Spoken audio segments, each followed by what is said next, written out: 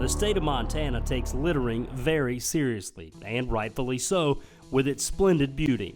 You can actually lose your hunting and fishing privileges if you're caught littering on state-owned property and do not pay the fine. So this is white bear access, and we have a lot of litter bugs down here. We watch for campfires. They can't have fires in this little area. All kinds of stuff, and we watch across the river. We have some access near private property. And they'll get pretty loud at night. It closes at a certain time, so they can't be back there, and amongst other things happen. So we just kind of watch and see what they want to do tonight. They're definitely drinking, so we could ID them. It only takes a few minutes before things start to happen. Let's watch them throw their beer cans in the brush. Then we'll drive around. So that girl's just getting done. Ah, she threw it. You want to take the 45-minute trip around? Hang on, here we go. There's the blonde babe. The blonde girl in the bikini is the litter bug. Now they're going to the water. Maybe we should watch them a little bit longer. She might not be in a bikini much longer. Operation Litterbug takes place in Region 4 near Great Falls, Montana. What we'll do is we won't talk about that till the very end. We'll just, you guys having fun eating the bugs, whatever, or getting eaten by bugs, and then if maybe they're not old enough, you know, and that'd be cool too, because then we can call the deputy out there and get yourself an MIP for the blonde. And hopefully she doesn't have any other clothes, so she can go to jail in her bikini. I could lend her some waders. Warden Kuka runs into a snag along the way. I'd love to assist with traffic, sister, but I got a litter bug. It turns out there's a vehicle in the ditch. Wardens are required to stop for traffic accidents if they are the first law enforcement on the scene. I'm just gonna hop out and see if there's any injuries. Are you with these guys? Is there any injuries? None? Okay. You guys all through together? Great Falls PD has already responded to the call. Is this your call? Kinda, sorta. Okay.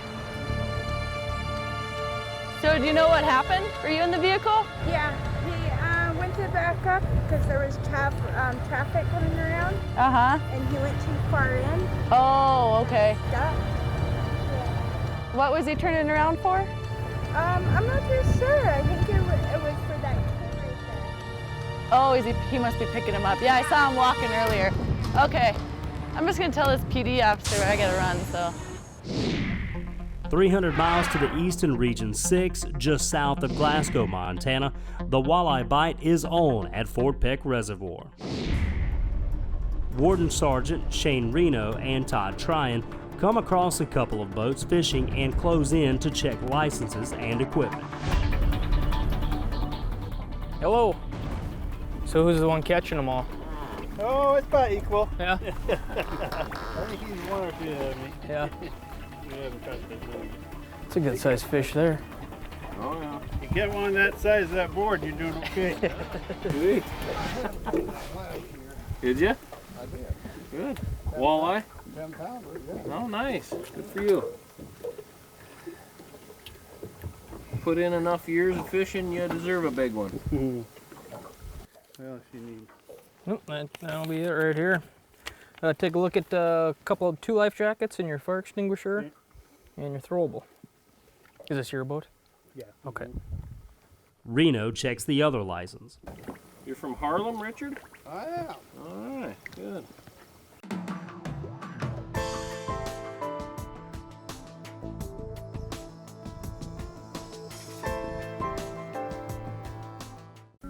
What else we need? All right, fire extinguisher, you got your 2 life jackets there. There's your throwable. Alrighty. The other thing is your validation decal on here has expired in February. I thought that was a permanent. We have the permanent decal, and then you also have to get that validation decal. It's that green one. Oh, I thought that was done. Yeah, it expires every 3 years. Oh, okay. And so what I'm gonna do, I'm just gonna write you a written warning for that. Okay. And then have you go in and pick up the orange one. Tryon scratches out a warning while Reno checks the live well. Got a big one in there? That's a big smallmouth. Good smallmouth. Yeah, he's the last one we got.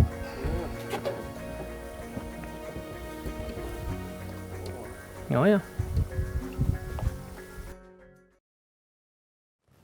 All right, Kenneth, I'll explain this to you. Okay. Here's your license back. Like I said, just a written warning. Okay. Today's date, all your information here, boat information at Fort Peck Reservoir. The violation is 232511, operate motorboat without proper validation decal. Okay. Today's the date, Todd Tryon, that's me, FG68. Okay. So, We get it fixed, Todd. Thanks. thank you very much. You guys have a good day. All right, you too. Yeah. Appreciate it. Would say good luck, but you're doing all right, looks Yeah. like, so. Some other boats, let's see you and they scattered. It's supposed to get, yeah, the fishing will get better now. You'll have it all year.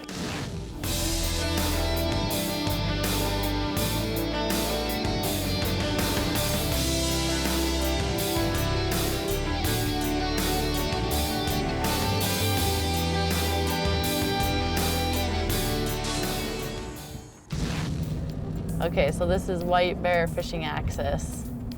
We got 2 vehicles. Region 4 Warden Quinn Kuka has made her way to the fishing access site where she had observed a littering violation. And then we're gonna run and check on our litter bug. Looks a little swampy back there. We might have to make sure this guy's okay. Hello? Sir? Hey, bud. What you up to? Just snoozing away? Are you all by yourself? Is this your pickup? How you doing? Fine. You doing all right? You just catching some rest? Just waiting for him to come out of here. Oh, all right. Who you with? Oh, I see here. Is this your pickup? No, it's it. Okay. You just give me a ride. Oh, all right. Is anybody? I don't know. A couple girls. Oh, all righty. I'm just sitting here waiting. Okay. Well, I'll let you go back to sleep. I'll go check on. Okay. You can catch some more Z's. You're not driving or nothing, are you? You got any keys in your pocket? All right. There's a beer can in the console. So I have no idea how we get in there. You wanna, so we don't want to swamp through that, do we? I see a trail that way. I got sandals in the truck, do you? Who needs sandals? Quinn trudges right on in looking for the litter bug. That's too late. Warden Quinn Kuka leads this operation. She's been with Montana Fish, Wildlife, and Parks Law Enforcement Division for 4 years and works in Region 4. Well, now they're gonna hear us coming. So we'll get to land over here. Warden Kuka runs into 3 of the partygoers on the trail. Is it just you 3 here? No, we have some friends. Okay. Friends are down there. Okay, you guys been here long? Not that long. Probably like an hour. An hour. Okay. Where'd you come from? From Great Falls. All right. Are you? So you're driving your buddy out there? What's his name? Okay.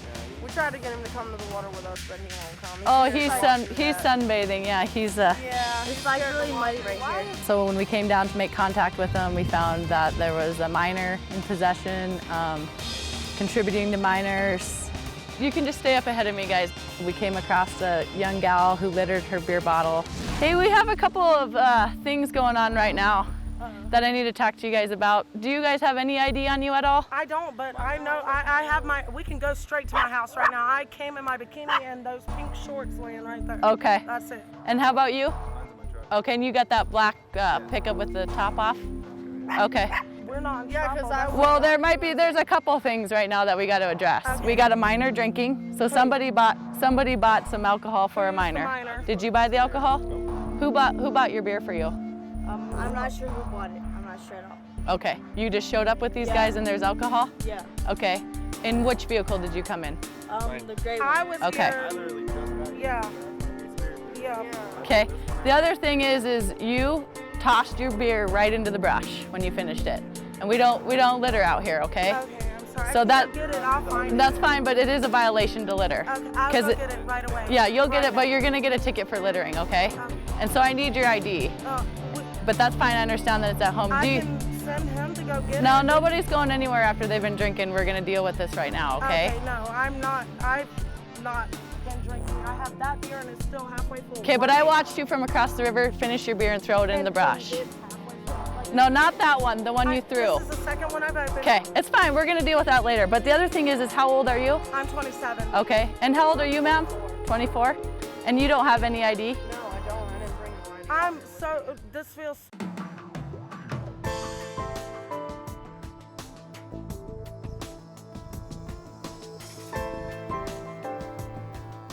Anybody here on probation? Anybody in trouble for anything? Okay, and how old are you, sir? And you have your ID in the car? Okay. And what's your buddy's name that's with you? Okay, what we're gonna do is we're gonna figure this all out, okay? If you guys all wanna come, I'll take your ID while you're there. We'll have to come back and get all this stuff, okay? Are you coming, ma'am? Well, might as well. Everybody else is going. Okay, but I need you guys all to stay ahead of me. And we're gonna have to come back and pick up litters, you guys, so why don't you just stay up with us? The Missouri River Beach Party is about to get more complicated. Especially with no shoes, I definitely catch you.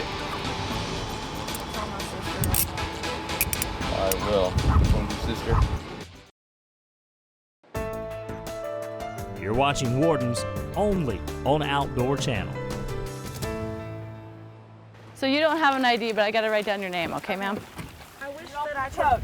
I really wish I would have brought it. I feel silly for not bringing it out here. It's understandable. The only thing I'm gonna tell you though is I completely understand having a good time on the water and not bringing anything. But if you give me a false ID, then you're in a lot more trouble. My first name is. Okay. They always forget that. Get That's out a of there. weird name. Your so. first name is. You hopped in the rig with these guys. Yes, I got in here with these guys. Okay, are you dating anybody in this vehicle? No. The only reason why I ask is I want to know who bought you the alcohol. I'm like friends with her and I'm friends with everybody in The here. guy driving the truck. Okay, I'll be right back. You're gonna get a citation for littering, okay? Yeah, I understand. Let me That's what I'm saying. Okay, and I'm gonna write that in just a second. I just want to handle some other things. So if you guys will just be patient, all right? Okay. Thanks. All right, can I see your ID again, sir? Warden Kuka gathers info and IDs from all 744 parties North and will FG run 411. background checks. She will also call in a deputy to assist because of the alcohol involved. Hello, this is Quinn. A phone call comes in. So obviously the guy that passed out in the back of the truck did something that the neighbor saw and didn't want. He said the guy in the bed of the truck littered and he's the one who caused all the problems. So there must have been something before we got here. FG 411, Sheriff 30. Go ahead. I'm just coming up on Dick Road in Fox Farm. I copy. I'm waiting for you. Hey Nick, can I have you come here for a sec? She questions this gal about her sister. And is she in trouble for anything? I would hope not. Okay, what's her last name? Is she's well? Yeah, she is in trouble for something. Okay. Okay. Hey, can you come here for a second, please? And what are you in trouble for? I'm not in trouble for nothing. Are you on probation for anything? Okay. Cascade County Sheriff Deputy William Darby arrives on location and Warden Kuka explains the situation. How's it going? Good. Quinn Kuka. William Darby. I got one girl left to run, and I don't know. She's been kind of hiding from me, and so I'm going to run her real quick and see what we got. All right. And then the minor's she's 19. She's sitting right here. She told me she was drinking. This is down here. She's the one with our back to us. She's been on the phone the whole time, kind of ducking out, so. 744 North, FG 411. All right, here's the deal. Okay, how old are you? I'm 24. You're 24? Yep. Nothing wrong with that. All right, do you have any warrants or anything else? I don't have any warrants, no. Okay. You say it like that. What do you have? Do you have anything else that we need to know about? I am on probation, yes. Okay, you're on probation. Yes. supposed to be drinking on probation? I'm not drinking. Yeah. I have not been drinking today. Okay. Yes, I am around people who are drinking, but I have not been drinking. Warden Kuka tells Darby she had not told her of being on probation. I lied. I told her I wasn't. You wasn't what?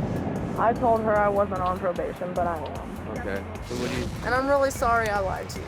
I am on probation. I'm just really nervous right now. I understand that, and I deal with that a lot. When I ask you something, it doesn't mean I'm going to throw you in my truck and take you away. But I have to do it for a lot of different reasons. It's your job, and I understand that. And so I'm glad you're honest to one officer today, okay?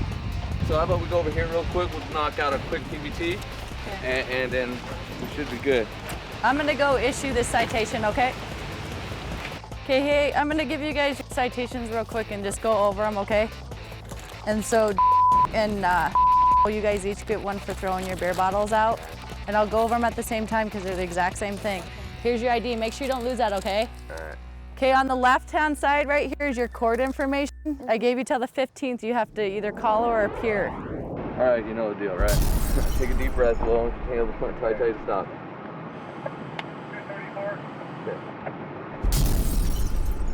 Oh, you're killing me, man. I know. It's one thing after another. Oh my God. I know. Oh.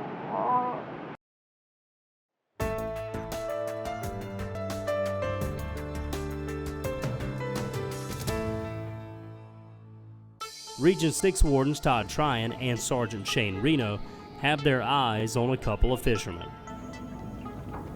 Oh, they got one. Fort Peck Reservoir in northeastern Montana is a world-class walleye fishery. Not bad. Hold them up for the camera.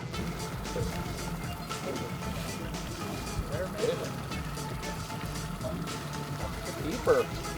Well, can't keep that one. It's a keeper now.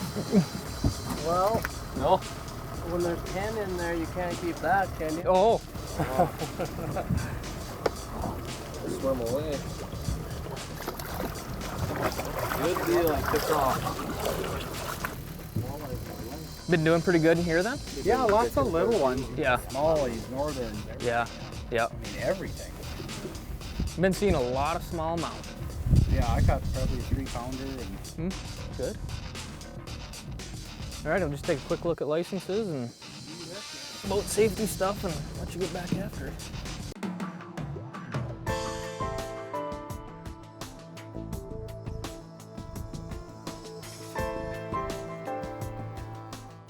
On Fort Peck, the limit is 5 walleye per licensed fisherman. Any monsters?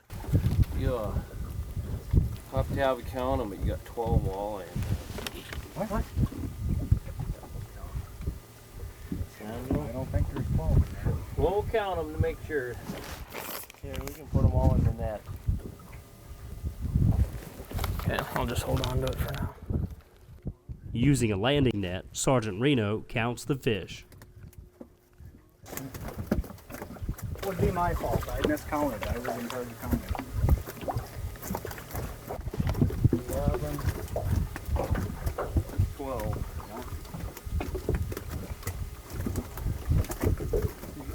You got the licenses? Yep. Everything looked down okay. That was my fault. Okay. I was in charge of counting. All right. So you guys know you're over limit. Yep. Right. Yep. For each one. So you know you can teach 5 apiece. Yep. There's no sharing of limits. Right. It should be 5 and 5. The fish are temporarily put back in the live well.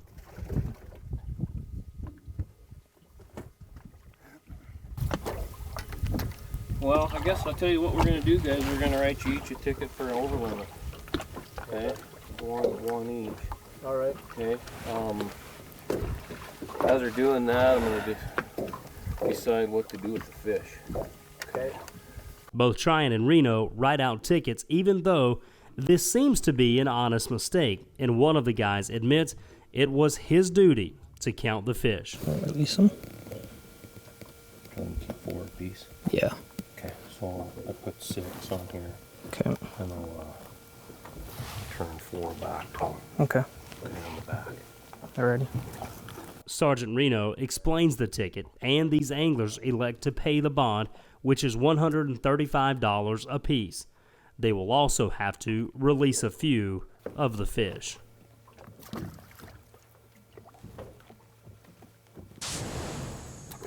Who knows if they were trying to keep more than they should or not, but they were pretty honest with us. They're straightforward right away. So we didn't have much of a choice not to be right there on their boat with them. So but this happens when the fishing's good. It's hard to quit, and fish must have been biting for them all day long right in this area.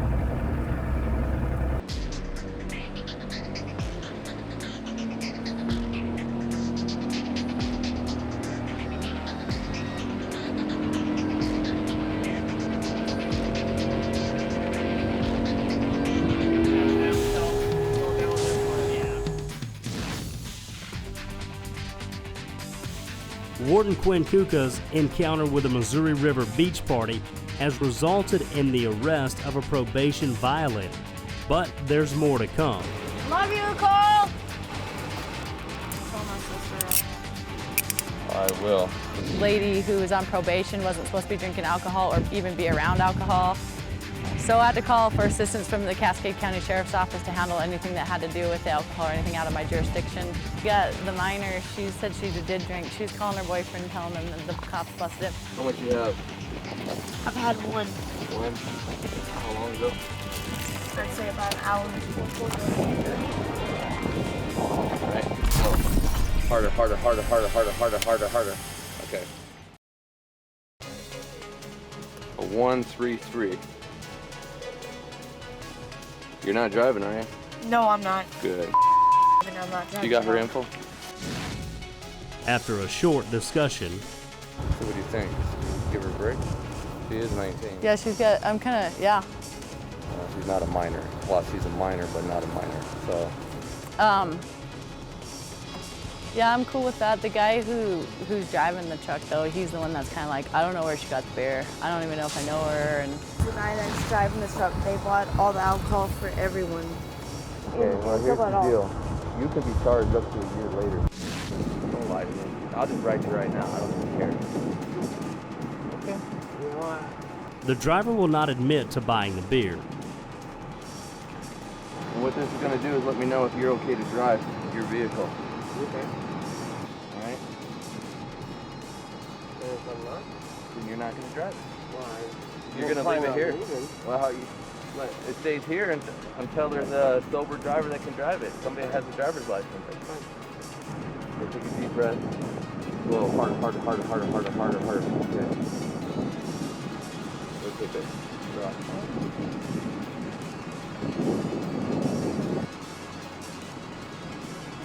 Wow. Definitely not okay to drivable. I wasn't planning on driving anytime soon. They didn't prevent her from doing it. She said that he gave it to him. He admits to buying it earlier. Nobody there prevented her from drinking it, so since he's the guy that bought the beer, he's going to get to contributing. There's still one more weekend warrior whose sobriety is uncertain. he's just finishing up a citation, and then he's just gonna have you blowing a breathalyzer. A second deputy arrives who will place the probation violator under arrest and then transport to jail for a 72-hour hold. Harder.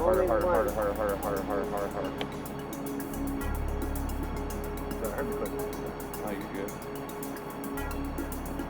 Yeah, you're good to go. What'd you get? Oh, show everybody else what that looks like. He gets to drive you all home. That way you know it's not broken. And why is he your ex-boyfriend? Yeah, let's roll. All right. Thank you guys. Thank you guys. Remember, even if you buy the alcohol, Pick up your garbage Well, on a happy. Friday night. Go get all your stuff. Of course, we're going to get that right now. just remember, even though you buy alcohol and you're bringing people over here, okay, if you don't stop them from drinking, I got cronies. okay, you're still contributing. Okay, so I know. So just remember, for future reference, nobody likes to get a ticket like that. You know, if they're under 21, just say, hey, you know, don't do it. Especially out here. You guys have a good weekend. Whatever. We're going back to the river. Don't swim and drown, okay? Oh, no. I'm Don't still throwing drive. her on. Turns up we arrested a gal We transported the minor back to her home.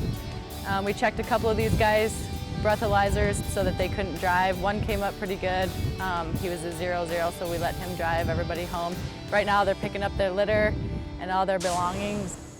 What I'm gonna do now is I'm gonna go down the road and just park kind of over in the neighborhood and watch that Bronco go by, and there should be 4 people in the vehicle and a little Chihuahua dog. And if they took the Toyota, then we know there was only one who blew a 0.0. I'm filing my fingernails. This is a girl's game warden truck. I have been known to paint them too at a truck station. 1, 2, 3, 4. They're still waiting. They all did it. No drinking and driving tonight for those cowboys. Good for them. They saw us too. I just thought wasn't very good. They're still waving. Meanwhile, on the Blackfoot River, another beach party continues. Hey! Move along.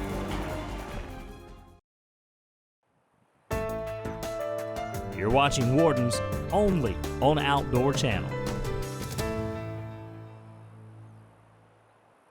Oh, no. Yeah, sure enough. A history of bloody feet from broken bottles on the Blackfoot River corridor has led to a ban on glass containers. Wardens Aaron Berg and Brenna White are at Johns Rood Fishing Access Site. There's a fella in the black, he's got a glass bottle there. So I'm out of NTAs, so. Johns Rood Fishing Access Site is located 25 miles northeast of Missoula in Region 2. The Blackfoot River is one of the busiest rivers for summer recreationalists. Hey, how you doing? How's the water? Yeah, it's chilly. It is chilly, isn't it? I'm sure now that it's overcast, Yeah. especially. Yeah. Where'd you guys flow from? Oh, we just came from Right here? Not very They far. didn't go any farther than that. Sounds Shortest good. float ever. How long have you been recreating up here, sir? Let's see, we've been here about 20 minutes, half hour. Half hour. Where are you from? I'm from Sonoma, California. What brought you up here? This gentleman here's my brother, and this gentleman's my brother. Oh, very good. Family reunion. Very good.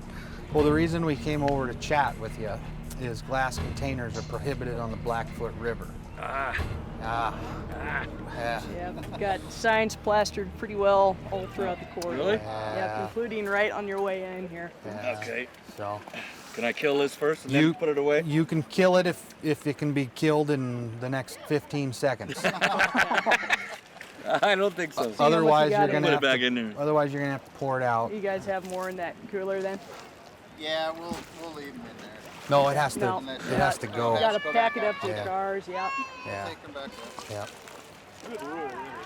Well, what happened was we had a bunch of young folks that were here cutting up their feet, and a couple of $2,000-3,000 ER bills later, it was kind of a common sense deal. Just because it's a busy recreation area, it's not that way all across Montana. This river is an exception, especially this stretch, just because of the amount of people that do recreate. What we are doing. I'll take this up to the truck then. How's Yeah, that? we're gonna need you to take that. I'll run it up. We are going to Take it have up. to issue a citation just because it is well posted throughout the corridor. Yeah. And with you gentlemen being from Missoula. How have you guys been up here in a while, or no? Like how long? Years. How about you, sir? Did you know the rule He met us up here, though. about the glass? But did you know the rule though? So you just met him up My here? beer. No, what I'm trying to get at is why they didn't freaking tell you about the Oh, rule. I don't know. Brotherly love, right? We were busy enjoying the day and Yeah. wasn't thinking about throwing bottles of beer Well, around. you don't seem like the type that would throw them around. I know, What but some happens? people do. Well, no. What happens is they set them down in the rock. It even just falls over and hits the wrong rock, and the shards just are all over. So that's kind of why it is. Yeah. It's not I think it's a very good rule. Yeah, it's not a huge deal or anything. So, do you want to just bring? Where is your vehicle at? It's on that first level. It is? Okay. Well, we can go up there with him if they want to grab the cooler. Yeah, if you guys want to grab that, we'll call it up.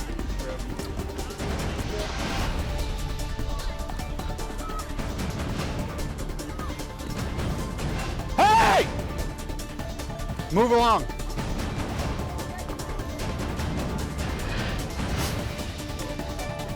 Get in your vehicle right now. You step over here.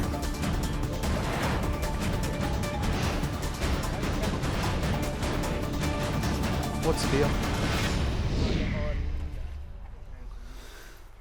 What's the deal? She's my girlfriend. I fell off my tube. I ended up walking. Okay. And somehow I'm the bad guy. Okay. Big misunderstanding. Well, when you're fighting in a public park, you can go to jail and be cited for disorderly conduct. Absolutely, absolutely. Okay. Yeah, All right. I hollered because I wanted you to stop. Sure. All right. So that behavior can't continue. Is the bottom line. Okay. So, do you guys have some ID on you? Warden Berg gathers IDs. I would imagine so. We drove up here. Okay.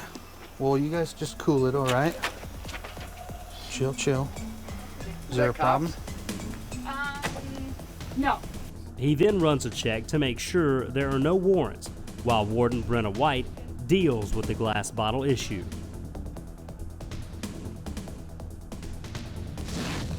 What are you on conditions for, man? From the court. I had preliminary on Friday. Preliminary? Yeah, for trial. Okay. Because I got pulled over for driving without a license. Okay. And that's why it's not a driver's license. I was driving. I shouldn't have been. That was back in February. Okay. All right. What are your court conditions then? No driving? Of course. You don't have a license. No, yeah. I don't know. Are you not like supposed to drink and all that sort of stuff? No, I just can't drive, sir. Okay. All right. Sounds good. Well, here's your stuff back, man. Is everything gonna be cool here? Because I don't need a call about you guys fighting. If he doesn't ride in this vehicle, I'm good. No. Well, that's up to you. No, he's right. We separate. Okay. He's right with me. Okay. Very good. Thank you, guys. I appreciate it, man. Drive safe, okay? Okay. It seems to be party time. In Region 4, Warden Brian Goley is dealing with another. Deal with these ladies you had here last night. What was the problem with them? Oh, man. Death ray track. We had to run them out of here. They were terrible. You're watching Wardens only on Outdoor Channel.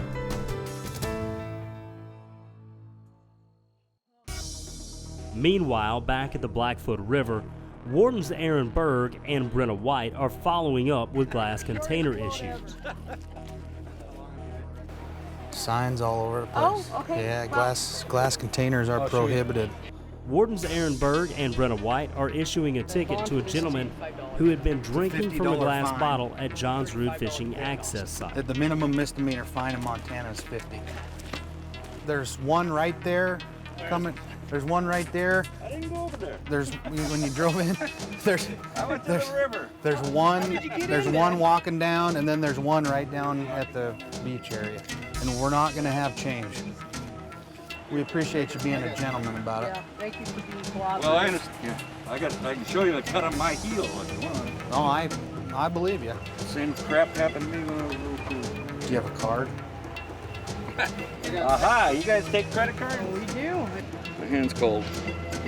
Give you your card back. All right. Copy of that. I'll get you your citation here. What's that plate? And I'm writing in this receipt column that we received the $85. It's an $85 day anyway. Well, I had a great day. well, very good. Thank you. Well, hey, we appreciate you being a gentleman, okay? All right. That's taken care of. You don't got to call or do anything. It's all taken care of, okay? All right, guys. All right, you guys enjoy the rest of your evening. Yep, and travel home safe, okay? Okay. 150 miles to the northeast in Region 4 near Holter Lake, Warden Brian Goley has come across a few crazy campers.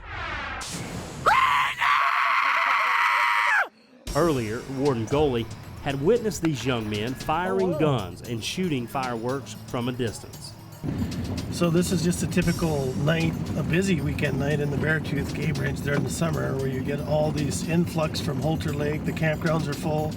So these people come into the wildlife management area because it's free camping, you know. And typical here, you got a few underage drinkers. They want to get away from everybody. They're shooting guns, they're doing this, they're doing that.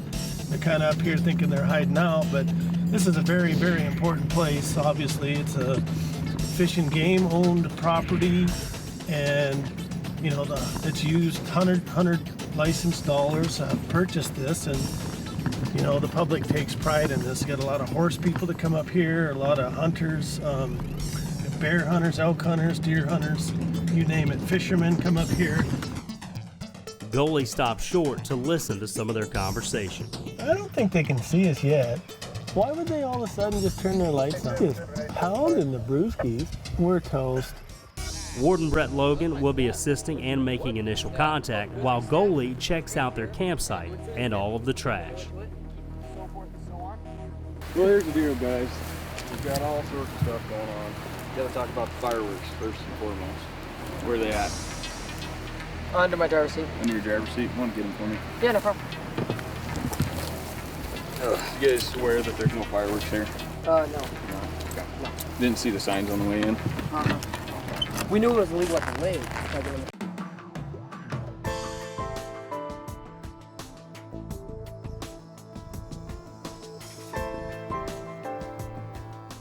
Nobody? Nope. Well, you guys were almost, all of you were gone when our sergeant came and cleaned your camp up. They cleaned it? Well, yeah, your garbage was blowing all over. Were you guys down at the lake? We went swimming. Yeah. All right. Okay. Was there anybody left here? Yeah. Okay. All right. There's some girls here earlier. Stayed. So, like the shotguns and all the clay pigeons and the shotgun blowing up the bottle or the cans and all that, who's shooting the gun in here in the campground? Apparently everybody but Mr. Twin. What's your name? Kyle? Kyle? Yep. Everybody but Kyle's been shooting shotgun. Yeah, we did not know. Yeah. It's a hunting area. I don't see.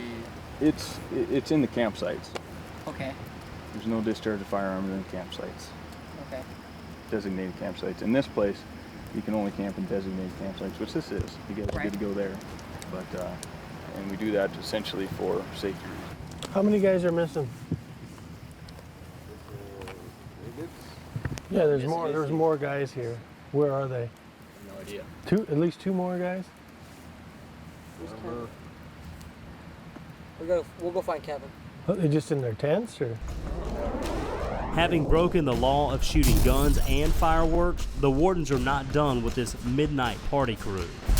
Kyle is looking at a fireworks ticket. No, not. Yeah, you are.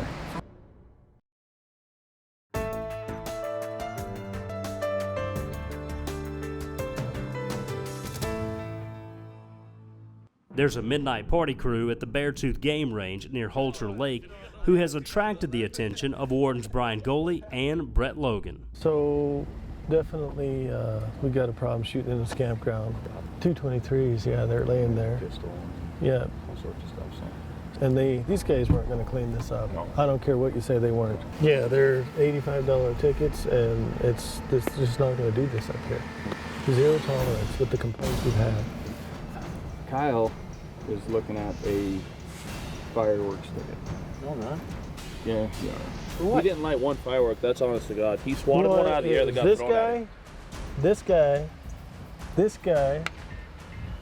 and I'm not sure about you. Not me, I didn't touch any of them. I hate fireworks. I'm not sure. I don't even like them. I couldn't see, the tree was in my time I way. touch one. I know I could see this guy, and this guy. I didn't see this guy, I'm not sure. Were you the one in the shorts peeing, walking through everybody's pee? Every time he'd pee, you'd walk later right through it? He's got to mark his territory. That's right. Grasshopper noodles earlier. Grasshopper noodle. Who's coming out here now? Logan starts to write out tickets while Goalie continues to talk with the guys. You guys can sure drink, like I was watching him. And this guy here. You guys were just slamming him. That's how we do it. You ever heard the game Nails? So the deal is though, we're cutting you guys a break. Oh yeah. Are you guys heading out tomorrow? Yes. All right, when this place, when you guys are done, this place is spotless. Oh yeah. Better than when you got here, right? Oh yeah. All right, man. Okay, what is that? I don't know, every beer I drink, I just tape it together, you know, that's like The wizard stuff. it's a man thing. It's impressive, I guess it's like a trophy. Cool. Awesome. Send me Justin. Justin! Juicy! What's the deal with these ladies you had here last night? What was the problem with them? Oh man, Death Ray they and Crack sucked. Tooth. Well, you gotta put Death Ray and Crack Tooth. We had to run them out of here. They were terrible. Terrible. Yeah, Miserable. I made the mistake of bringing these. Death Ray, you could be famous. They ruined camping for us. They ruined the whole camping trip. I was so drunk last night, I was just screaming at it. Okay, I'm a lightweight. I usually drink like 3 beers. I'm up. He had a wizard Last staff night- taller than he was. Yeah. Last night, I drank a wizard staff, or my wizard staff got to 13 beers tall. While Goalie enjoys the stories, Logan continues to write tickets for lighting off fireworks. They are, however, given a break on discharging firearms in a campground, which could have resulted in disorderly conduct tickets. Well, good. I'm glad you guys are nice instead of mean. Oh yeah. What's meeting gonna be doing? We're gonna get all we did super No. right? No, never. You could have came up here. We I was could've, telling like, them earlier complete this week, dicks, I'm like, and we you get in fucked trouble, up. hopefully we're gonna be on Wardens. What are They're the like, chances what's of that? Wardens? And I'm like, you have Yeah. not seen it? This guy's a He psychic. actually did say that. Kevin right here is a psychic. There's a psychic institute out there. Kevin They want him. drives a silver caliber. Bill Smith. What's yours? I'm at 85. Me too. For what? Discharge form? All right, and we got Kyle's ID left, so I don't run off with that. Thank you. You're so tall. I am. You were tall as last time I seen you. Yeah, I think I was. I don't think I've grown since. Has he grown? How tall are you? Have I grown? Couldn't tell you, man. It's been a while. You're downhill. Yeah. I mean, you're downhill too. That's got to count for something. I'm not really short. I'm fun size. What's the deal though? You got like 2 Is personalities Lindsay taller than 'cause you? got a truck this high and a car this high. No, she's about 5'10". Rita That's my Metters. mom's name. No, this is Rita Metters. No, my name's Nick Metters. It's Rita. I get called Rita because, well, can I scream? I think. Let one out, Didn't you Rita. do one when we first showed up? Rita, let one out, dude. Are you guys cool with this? I guess. Okay, so this is from like the first night meeting these guys. Hold this. Okay, I'm good, dude. Ready? This has to be a good one. This is going on TV. Ready? Here, hold this. Hold on. This is my turn. Hold on, hold on. Okay, what's the meaning behind that? That's his mom's name. The 2011 Montana big game hunting season starts October 22nd. But Warden Brian Goalie knows that some hunters, well, they like to get an early start. Hello. Game warden. How are you guys doing? All right. You guys going in here then? Yes, sir. Okay. Just gonna sign in real quick and All right. go kill some coyotes. All right. How you been? You guys, I don't know if they allow coyote hunting at night. Have you checked with the colony on that? I was reading on the. Have you killed any lately? We did kill one. We killed one out in Ulm. Wow. There was a sheep farmer down there, and we was driving down the road, Okay. just looking at deer and stuff, and happened to see two coyotes along the river. All right. He said, You got "Yeah, go spotlights and stuff then? What's that? You got spotlights or what? No, sir. No spotlights. How do you or kill them then? With just the headlights if they're Okay. close. That's all. I mean, if they're within the headlight distance, that's all we use. All right. Okay, I get a lot of problems with spotlighting out here, so that's why I check into it. Okay. Yeah, I don't spotlight. I know it's. Okay, using your headlights is spotlighting. Oh, okay. All right. Yeah. Well, Now you can shoot coyotes with the aid of artificial light. Okay, Right. but you have to have permission. okay. And just because you sign in, that's not legally access. That's not legal access for this block management. Because if you read what that says, it says for hunting big game. You're getting permission to hunt big game. Right. Deer, elk, antelope, upland, game bird, and other. It does not say spotlighting at night. Oh, okay. See, this is a contract that you're agreeing to Right, go on this right. property that they've agreed to. Right. Anything that you do besides that, you need to contact the landowner. Okay. So they may not allow you to drive around here at night spotlighting. Oh, okay. So Yeah, that's something you I'll need to. definitely contact Have you ever been in trouble for anything before? Nothing. Just good guys, huh? All right. That happens. Yeah.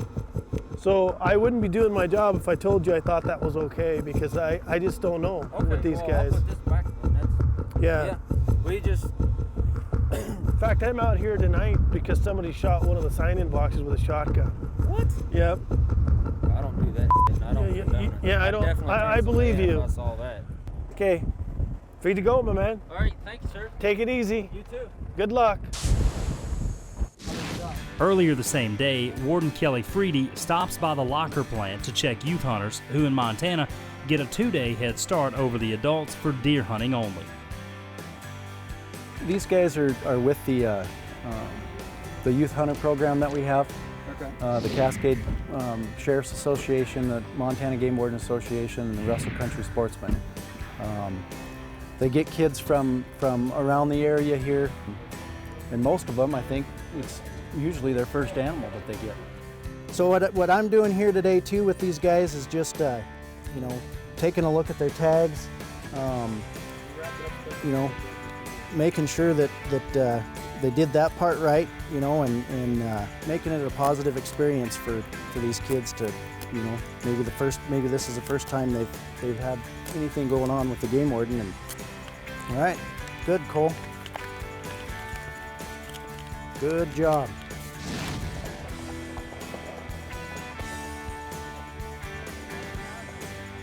I'm one of the head intake guys here at the House of Meats, and everybody here, these 2 days of the kids coming in, we've been donating our time here in the intake room. We've got a youth deer hunt going on right now, so I'm just down here greeting the kids kind of as they come in and checking some licenses and talking to the kids about their hunt. It's great to be down here and see the looks on their faces when they jump out of the truck and they've got a big buck, or you know, their first doe or whatever it is. They're all just happy, and some of them have that tired look to them too, because they work pretty hard to do it. But First one, huh?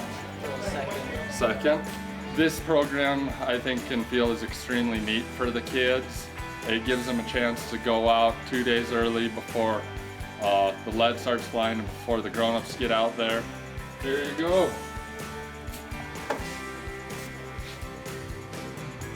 All right. What do you think of that? Awesome. Where's that gonna go? Where's the hat? It's gonna probably get mounted. It is. And then when they get partnered with a good, you know, sheriff or however they do it, they get to learn and be safe. They get to learn gun safety. They get to learn about ethical shots, making sure your target's clear and beyond and all that. I'm down here just greeting these kids, doing that stuff to kind of give a positive light, you know, to the game warden as far as their maybe their first experience with a game warden. The young kids are the future sportsmen in Montana, so you need to take care of them and show them the way. Anticipation builds as tomorrow is opening day.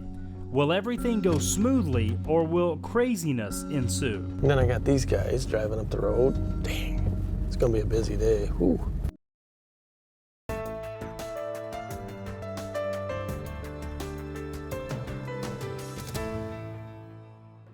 The night before the big game opener in Montana, Region 4 Warden Brian Goley answers a few questions while fueling his truck. Yeah. Okay, I got 2 tags for some whitetail and 445. Okay. This is BLM land. What is showing? That's state land. State land? Yeah. Is it huntable? Milligan Road. Let me have a look at this. Down the state there. Okay. Let's see here. Yeah, that is accessible as long as you can find it. Okay. It's not marked by fences. It's not. So how would you find that piece of state land and know that you're on it? Look for signs. There'll be no signs. Post markings. Not on that piece. Is any of this land huntable where my tag is? Yeah. It is, because almost a large portion of it is a block management. I have the big Region 4 map that shows. That's right, but you don't. Here, I'll show you. I don't have it door to door. That's right. The homeowners land. That's right. Maps. That's what you have to have. Do you have any? No, I do. I have one set for me and my job, and I can't give them to you. This coming week, if you do your homework, you'll feel much better. I will. Okay. Thanks, man. Good luck, my man. Really We'll probably see you tomorrow. If I can help you some more, I'll help you some more. I'll be sitting out there. All right. 100 miles to the southwest in Region 2 near Missoula, Captain Jeff Darrow prepares for what could be his last big game opener as a game warden. Been watching some elk up here in this valley for the last week. There's a couple hundred head. There we go, there they're running now. There's a couple hundred head. It's hunting season 2011. And I've just heard the shots. We got a big bunch of elk on the run here. I hope those people weren't shooting from the road. Well, there were vehicles all around over there, and that's kind of the general direction the shots came from, but I don't see any vehicles there now. Just come on down, and then it'll make another jog, and where it makes that other jog, the elk are right there. Yeah, copy. I don't know right where that's at.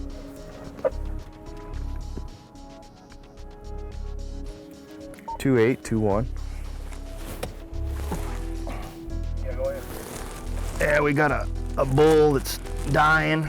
Nobody around it. We're gonna watch it for a bit and see what happens.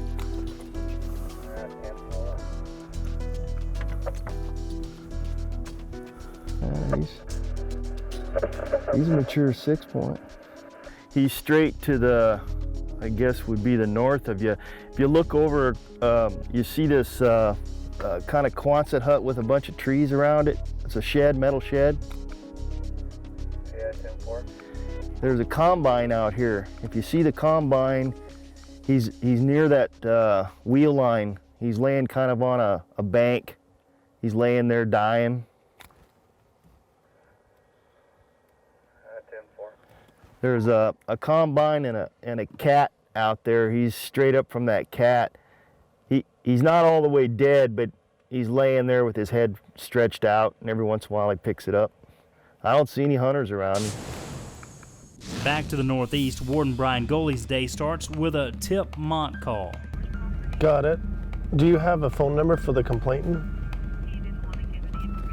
Oh, great. All right, well, I couldn't be farther away, so I'll see if I can get another warden, but I'll take care of it. Okay, bye.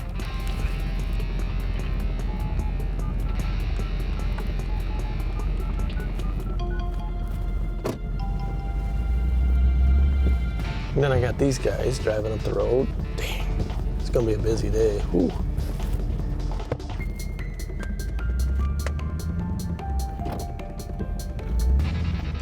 I really want to check these guys. Whoa! Look at that gun. See, now, that's the kind of gun that kills a bear. How's it going? It's going. We just got here. Just got here. Yeah, I got I was thinking tomorrow morning might be a good day to hunt, and we got up here early and gonna go down and see who's wrecked my cabin this year. Well, somebody was down there recently, a black truck. Did you see anybody come out here? Because I got a call. Oh. That's why I came up here. Black? It was a dark color. Where'd that go? It was coming out. Where was that truck? Oh, it was way down by Taft's. Oh, I must have missed it. See you guys. Yeah. Take it easy. Good luck. Yeah, when these landowners go out and contact these hunters that are trespassing, you know, sometimes it gets violent. I've had in the past where it's actually gotten physical, and you know, that's our job, is to deal with that. With crippled elk in Region 2 and trespassers in Region 4, how will this day end up? I just want to ask you just a quick question. When I asked you if you got anything today, you said no. How come? You're watching Wardens only on Outdoor Channel. Trespassing is a serious offense in Montana that can lead to hefty fines and possible jail time. Wow, you are bloody. Yeah, that happened. I'm Brian Goley. I'm the game warden up here. How's it going? I already called you, Brian. Yeah, he called me, the landowner, and said, he must have called you when you were there with him? Yeah, he did. Okay. So you know more about this than I do. Yep. Oh, well, Okay. I don't know. He might have told you a lot. Yeah, he just said that you were on his property with a bull elk, and I went up there, and by then you were gone. Oh, you went up? Yeah, I went all the way up. So I got your game cart in the back of my truck. Oh, and the elk is? The elk is up there because it was hot. They're gonna lift it up with a tractor and skin it all out. Oh, I don't know. Okay, so, but the problem is, the landowner wants to prosecute for trespassing. And I don't control that. as a game warden. That's the only law I have no jurisdiction to control. Okay, you understand that? Yeah, well. I mean, he files a complaint, there's nothing I can do. You know, he's retired military. He's I mean, it's not the kind of guy you would think would be. Right. All right, but what I told him is I'm going to give him a trespass ticket. I don't want you to ruin his life or anything. No, I understand that, yeah. But I want a trespass ticket. Okay, well, that's the only way you're going to stop this. Well, that's why I'm doing this. Have you ever been up there before? Like I say, I've owned that property for 15 years, and I park at the gate and I walk up that ridge. Right. And then I walk back down and take a big circle up. Right. I actually think I tracked you last year. Did you ever walk up there in the snow? Last year? No, not last. Was it the year before? Probably. Okay, I can't remember what year it is, but I did track somebody from a cabin.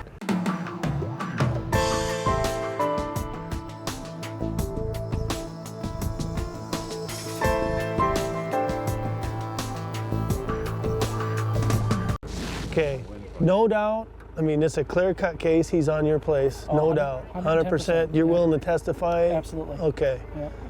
Roy saw it too. No deal. Oh, yeah, no he problem. Was way in okay. my place. It wasn't like he was on the fence line. If he Okay. was on the fence line, I'd have probably let him go. Okay. I mean, but he shot it way into my property. Come on over and I'll have you jump in the side there. Yeah, that was a lot of work for that. I know. Well, I want you to understand, I don't think this is the end of the world. You know, everybody makes mistakes. It's how you handle it, you know what I mean? And I don't think this is going to affect your hunting and fishing privileges. It is a misdemeanor, so it won't be on your record. I understand that it's not fun, and I understand that you are upset about it. And for me, that's actually a good thing because it tells me that you care. You know what I mean? Well, all right, my man. See you later. Better circumstances next time, and I'm sorry that happened to you. Yeah, I'm very sorry, but somebody will get some milk, I guess. You're exactly What do right. you do with those horns? Usually we take them to our office, and then we have a trophy sale, they call it. Okay, well, good luck on the sale. See you later. So basically what this is a great, big, beautiful area subdivided into 20-acre chunks. This area back here has just been a constant problem. And it's been a long time trying to get it cleared up as far as, you know, what legally people can do. They think, oh, these subdivisions are no man land. I can do what I want. And that's really not the case. And sometimes they find out the hard way. 100 miles to the southwest, just outside Missoula, Montana, Captain Jeff Darrow's case of the crippled elk was resolved by the landowner.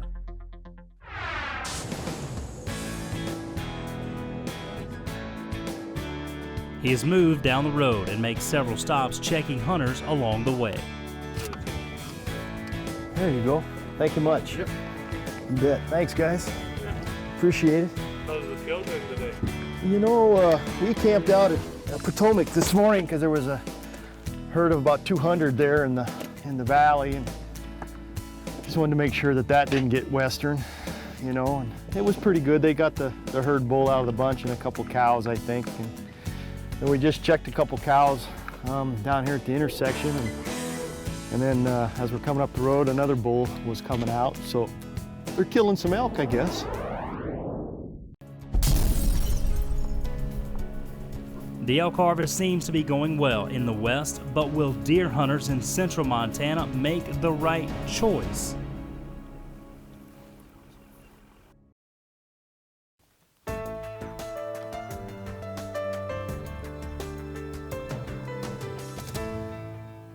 A veteran of the force working his 26th opening day, Captain Jeff Darrow knows how to smell trouble.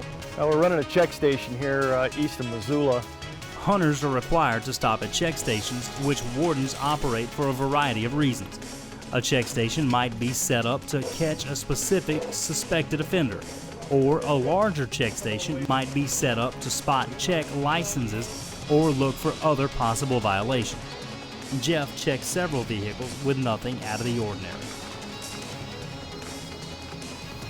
Howdy, guys. Good. How was hunting today? Any luck? No. Nothing, huh?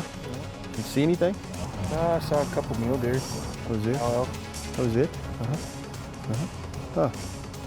You have your hunting licenses with you? What'd you get today? Yeah. And I'd ask if they had been successful, and they said no. But I could smell like I guess a narcotics cop could smell drugs in a vehicle. I could smell elk. And I looked at the passenger, and he had blood on his pants and blood on his hands. I just saw the blood on you, that's why I asked. Oh, no. Yeah, now I can smell the elk. So I just asked him, you know, what'd you kill today? And he said, oh, I helped a guy with an elk. And I said, well, where's the elk? And he said, oh, well, it's back. It'll come out later. All righty. Okay, well, I see legs behind you right now. Is this them? Yeah. All right. Thanks, guys. I'm gonna check them here.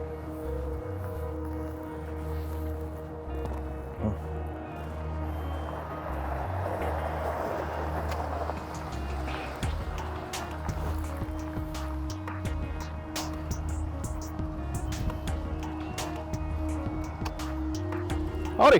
How you doing? Good, how are you today? By golly, you got elk all over the place. What do we got, 2 cows? 2 cows. Okay, all right. You guys are the 2 lucky guys? No, that guy there and one in that truck. Which one, the passenger or the driver? Passenger. Oh, okay, all right. Okay, hang on, I'll be right back.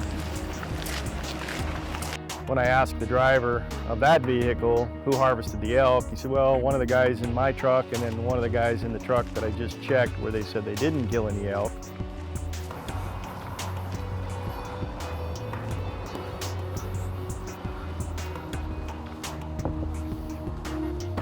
Can you step out for a minute? 250 miles to the east in Region 5 near Columbus, Montana, Warden Paul Lukey is about to set up a deer decoy.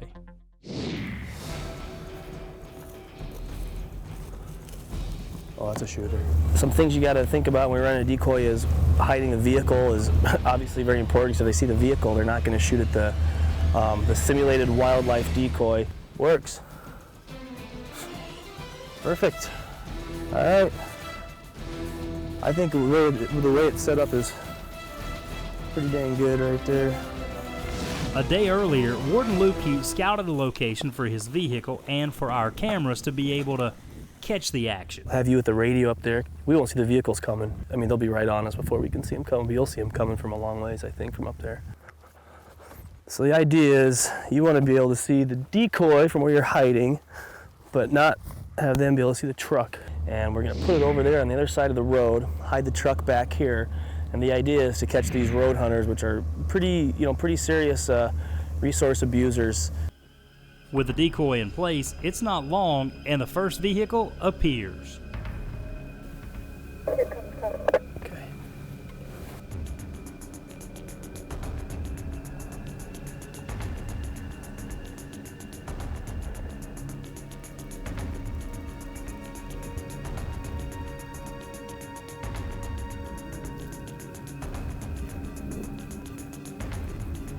Can you see him?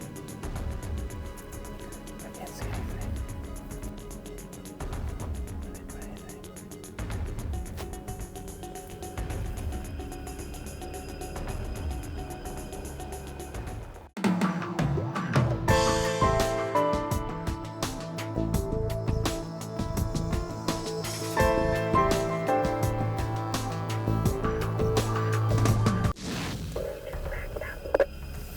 Okay, we can't see him.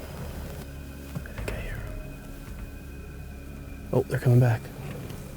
Because this is public land, a hunter who exits the road could legally shoot at this decoy.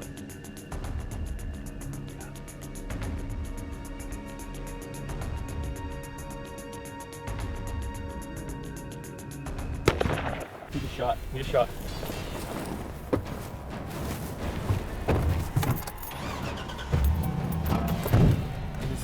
Did you say you think he's okay?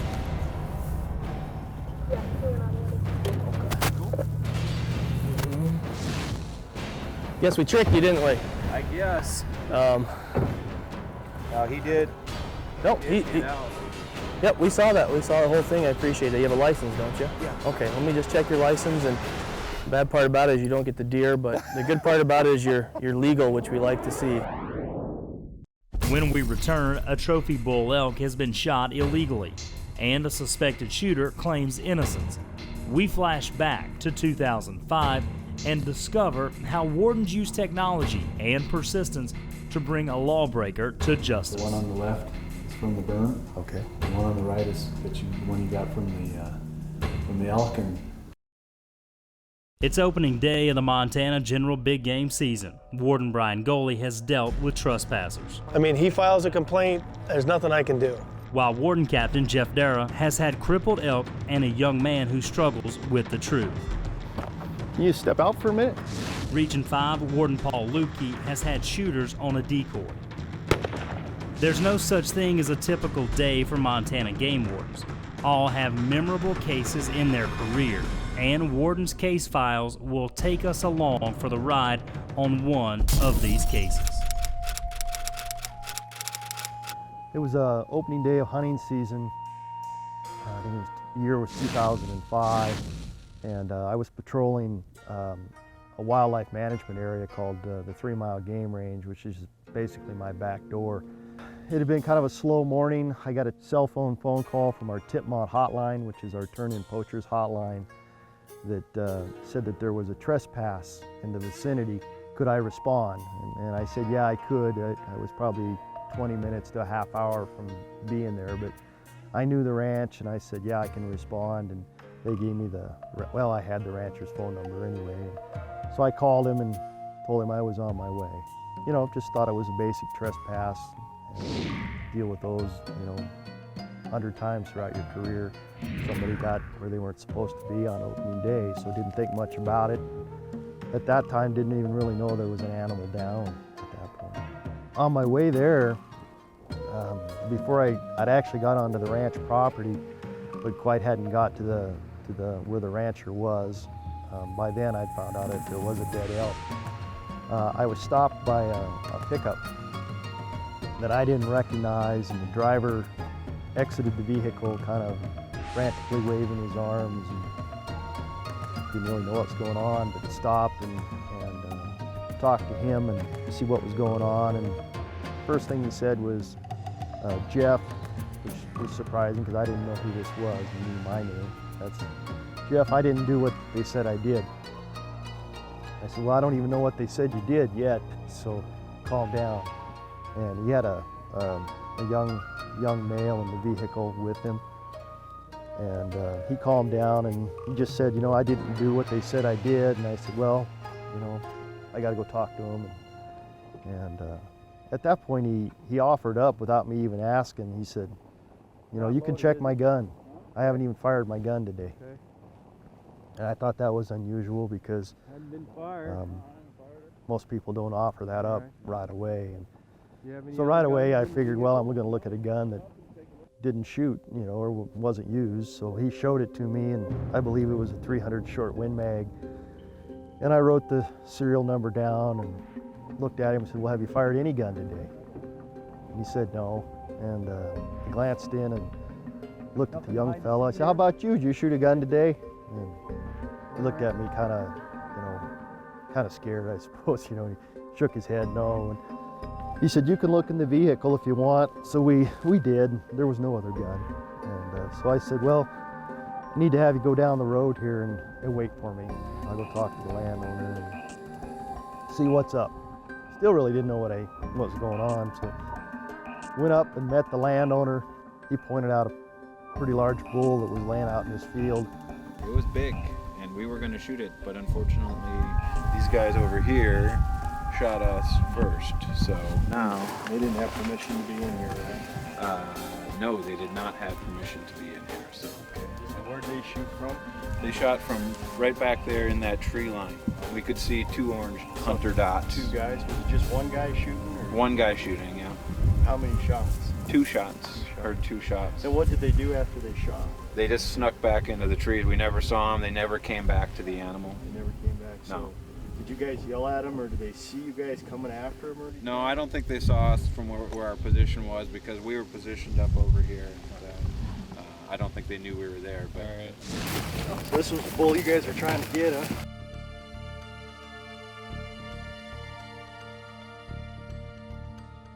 tell that there was a good chance there was a bullet in the elk because it wasn't a through and through shot.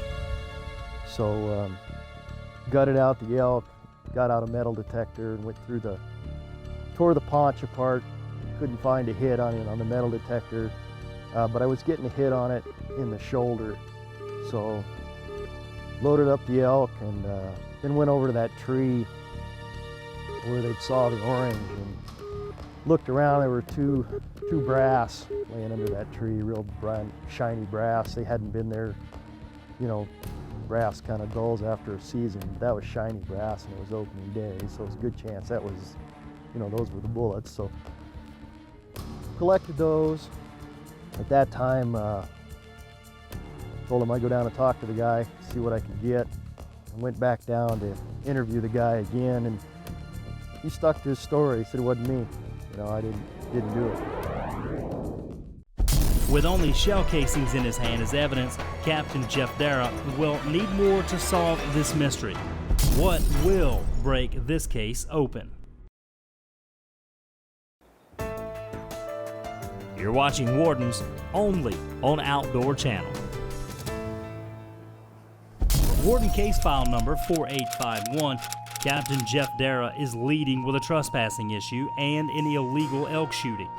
All he has so far is a couple of shell casings from a shooting range, a dead bull elk, a possible witness, and an alleged shooter who stopped Jeff on the road. Got his phone number, let him go, and just said, you know, if I need to talk to you, I'll be in touch. And so he left. Anyway, I took the elk back to the office that day, took it to the, what we call the meat room, or it's kind of our lab, I guess, and ran the metal detector over the elk, and I was able to get a pristine bullet out of the elk and put the micrometers on it.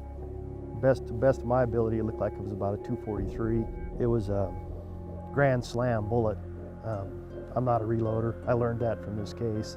There was a GS on the bottom of the bullet, and so that was a pretty significant deal there. So that was a good start. You know, I have a bullet from the elk, had brass, so I potentially could match it to a gun, and through tool marks and ballistics. I went back out to the ranch that day, talked to the rancher, and it kind of pointed out a spot where maybe this fella had target practiced the day before.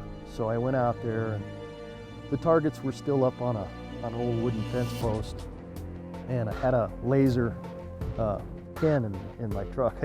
I'm not a high-tech guy, but I just happened to have one in my truck that day. There was a bank behind the target, probably 75, 80 yards behind the target, good backstop. Just kind of took my little laser pin and put it through the hole on the target. Got a rough idea on the bank where that bullet would have hit, and just kind of visually marked it with my eye and walked up there with the metal detector and started looking around, and I couldn't find anything that night. And so I went back again the next day with the metal detector, and geez, I wasn't there 5 minutes, and I got a hit and dug it up, and it was a Grand Slam bullet. I was like, oh, that's pretty cool. And looked around some more, and I found 3 bullets, I think, that day out of the hill. They were all Grand Slam bullets. So now I got a bullet that I'm thinking might have a chance to match the bullet that was in the elk, and starting now to be able to pin it on them a little bit more because they were there shooting the day before. So I had that, but I wanted to make sure, so I ran that bullet to the lab. The lab guys did me a favor at the state crime lab. They looked at them real quick.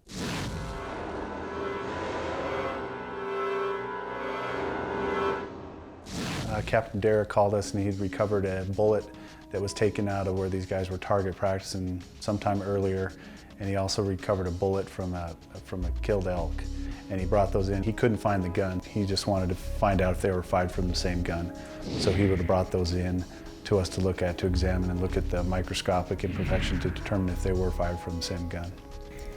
All right, so if you look up here, the one on the left is from the berm. Okay. The one on the right is the one you got from the elk, and right down here is a hairline. So what you're looking at is two separate bullets. In the case that we don't get a gun, we compare the evidence to make sure and tell them if it was fired from the same gun. A lot of times we get 1 bullet.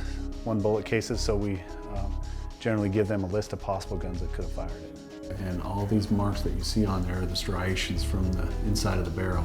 So with that information, I can tell you that those were fired from the same gun. You're positive they came from the same gun? Yes. That's awesome. It comes down to the way that the gun is manufactured, the barrel is manufactured. Inside the barrel is what's called rifling. There's raised and lowered portions throughout the whole barrel.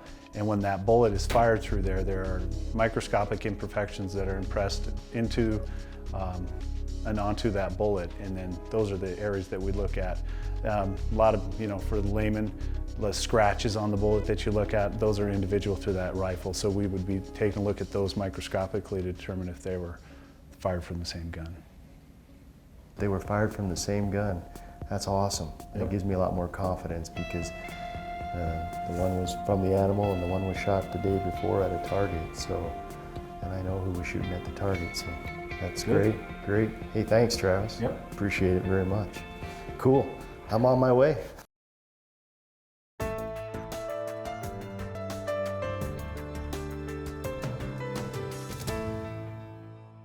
"50 miles east of Missoula, Montana, Warden Jeff Dara has set up a check station on opening day. A pair of hunters had stopped claiming they had not killed elk, but did help another hunter pack one out. The second vehicle arrives and the story evolves. When I asked the driver of that vehicle who harvested the elk, he said, well, one of the guys in my truck and then one of the guys in the truck that I just checked where they said they didn't kill any elk. I just want to ask you just a quick question. When I asked you if you got anything today, you said no? How come? You don't have a cow permit? No, I do. How come you said no? Because accidentally we were quartering it out and cut the head off. So. Oh, is that what you did? Oh, okay. All right. Just be straight up with me, dude. Okay. All right? Yeah. Okay. You could tell he was pretty nervous. He was, kind of shaking his head. And he said, well, I screwed up. So what you got is an elk in there with no evidence of sex on it or something? Well, we have the head. We quartered it, but no, we didn't. Because then afterwards we read the regs, and we were freaking out because we didn't keep the sack on there. Oh, okay. On one of the cows. Just be honest with me, dude. All right. I'll treat you fair. All right. Okay, let's go look at it real quick. So he was just nervous, didn't know what to say, made the wrong decision by telling me something that wasn't true, and we just had a little discrepancy. When they came through, I asked them if they harvested anything today, and they said no. And I knew we had because we could smell the elk and see the blood, but His tag's on. yeah, he just said that he's maybe screwed up and didn't leave the evidence of sex attached or something, and that's why he was. So is it the one that's cut in half? Is that yours? Yeah. Oh, okay. Where's the tag? The tag's right there. All righty. And you just cut the head off, and that's all the problem was that? We still have the tag. Okay. All right. Not the end of the world. All right. So here's the front half, and then the hind half is right here. Okay. Yeah, I just want to look at it real quick. Thank you, sir. Appreciate it. And you got the head right there. Okay. All righty. All righty. I'll tell you what I'm going to do. I'm not going to write you a ticket. I'm not going to take your elk, but I am going to write you a warning ticket. Okay? Just kind of, or not telling me right up front. Okay? All right? And that way you'll just have a warning ticket. Doesn't go on your record. You don't have to do anything like that. But anyway, we'll just do it that way. You can keep your elk and go home. Next time when I ask you, just tell me. All right, good enough.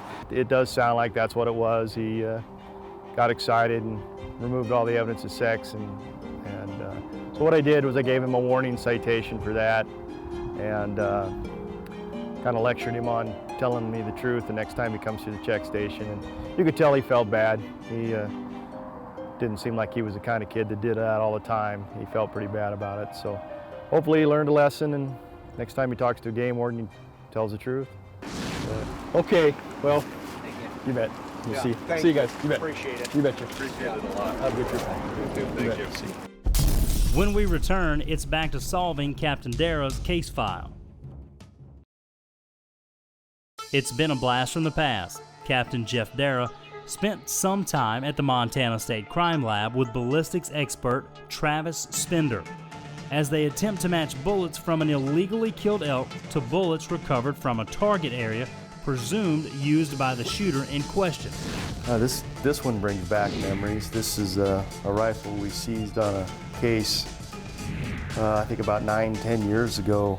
This is I see they have the newspaper article there right with it. It was a very large case. You see poaching charges filed and a quote from the county attorney. These people are not trophy hunters, they're not sportsmen, they're just killers. So on a daily basis, any firearm that may come into the laboratory, we're going to take that firearm, test fire it, check the safeties, make sure that it's working correctly, and test fire that firearm. All right, here we go.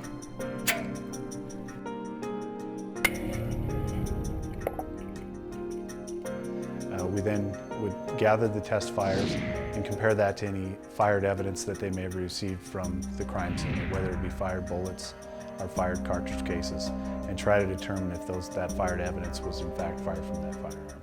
They were a match, so it was definitely fired, same gun, fired the same bullets.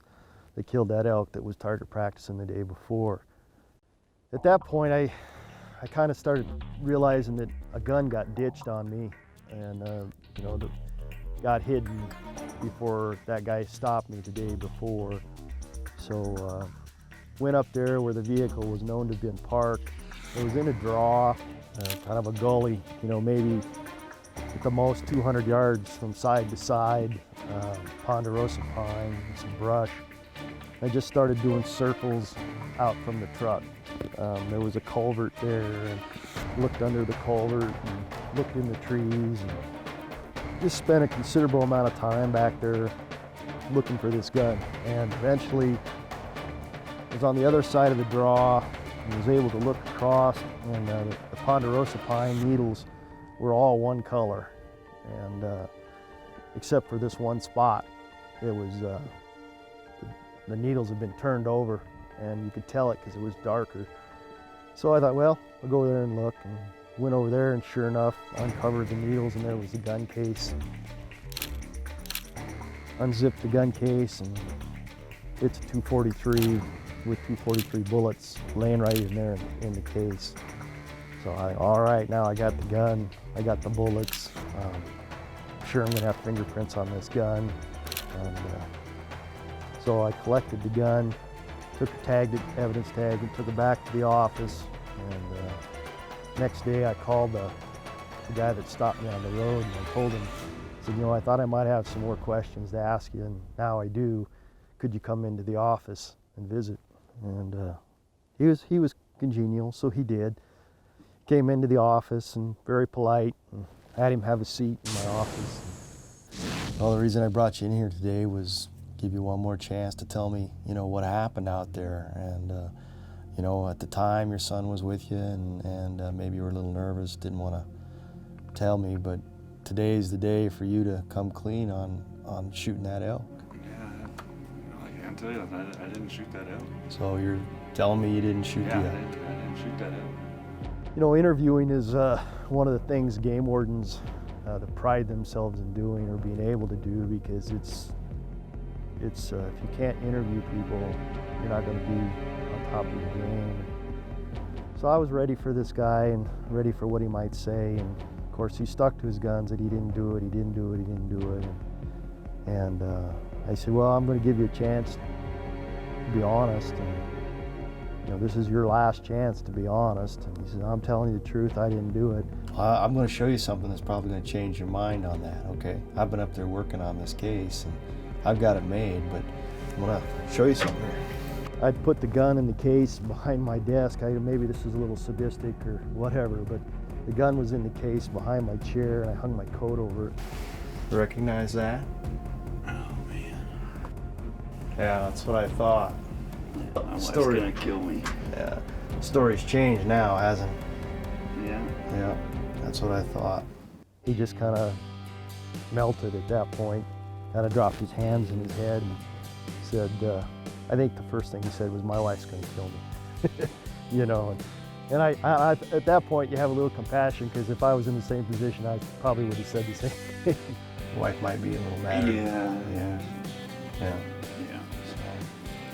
But, you know, you killed a bull during archery season already, and this makes this one an over limit. So I'll just have to write the ticket and you'll have to go see the judge.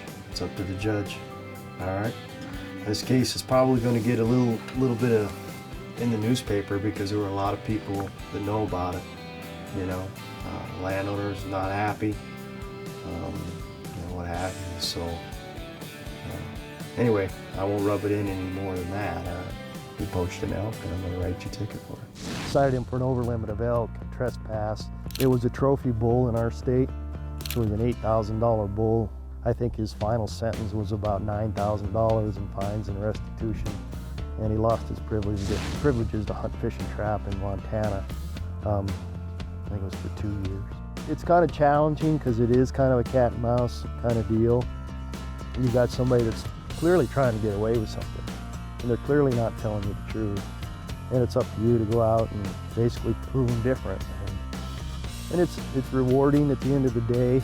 You know, again, this was a one animal case, definitely not the biggest case in the world. You know, I hope maybe that 11-year-old kid or 10-year-old kid in that vehicle looked at it and said, boy, it's not worth poaching, because those game wardens will catch you. The pristine waters of Montana offer many recreational opportunities, and Montana game wardens have jurisdiction in 54 state parks.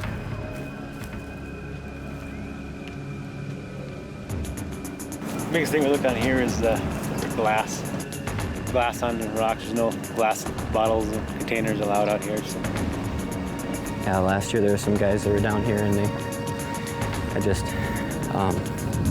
had a whole case of glass bottles. I was talking to them a little bit and said, well, you guys can swim before. They said, oh, well, no, we'll leave. I said, you don't have to leave, you can go swimming, we'll just get rid of the beer. And they just said, well, no, we wanted to drink first before we got in because it's cold. So,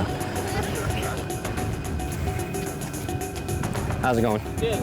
Good. Broken glass on the rocky shores lead to frequent serious injuries.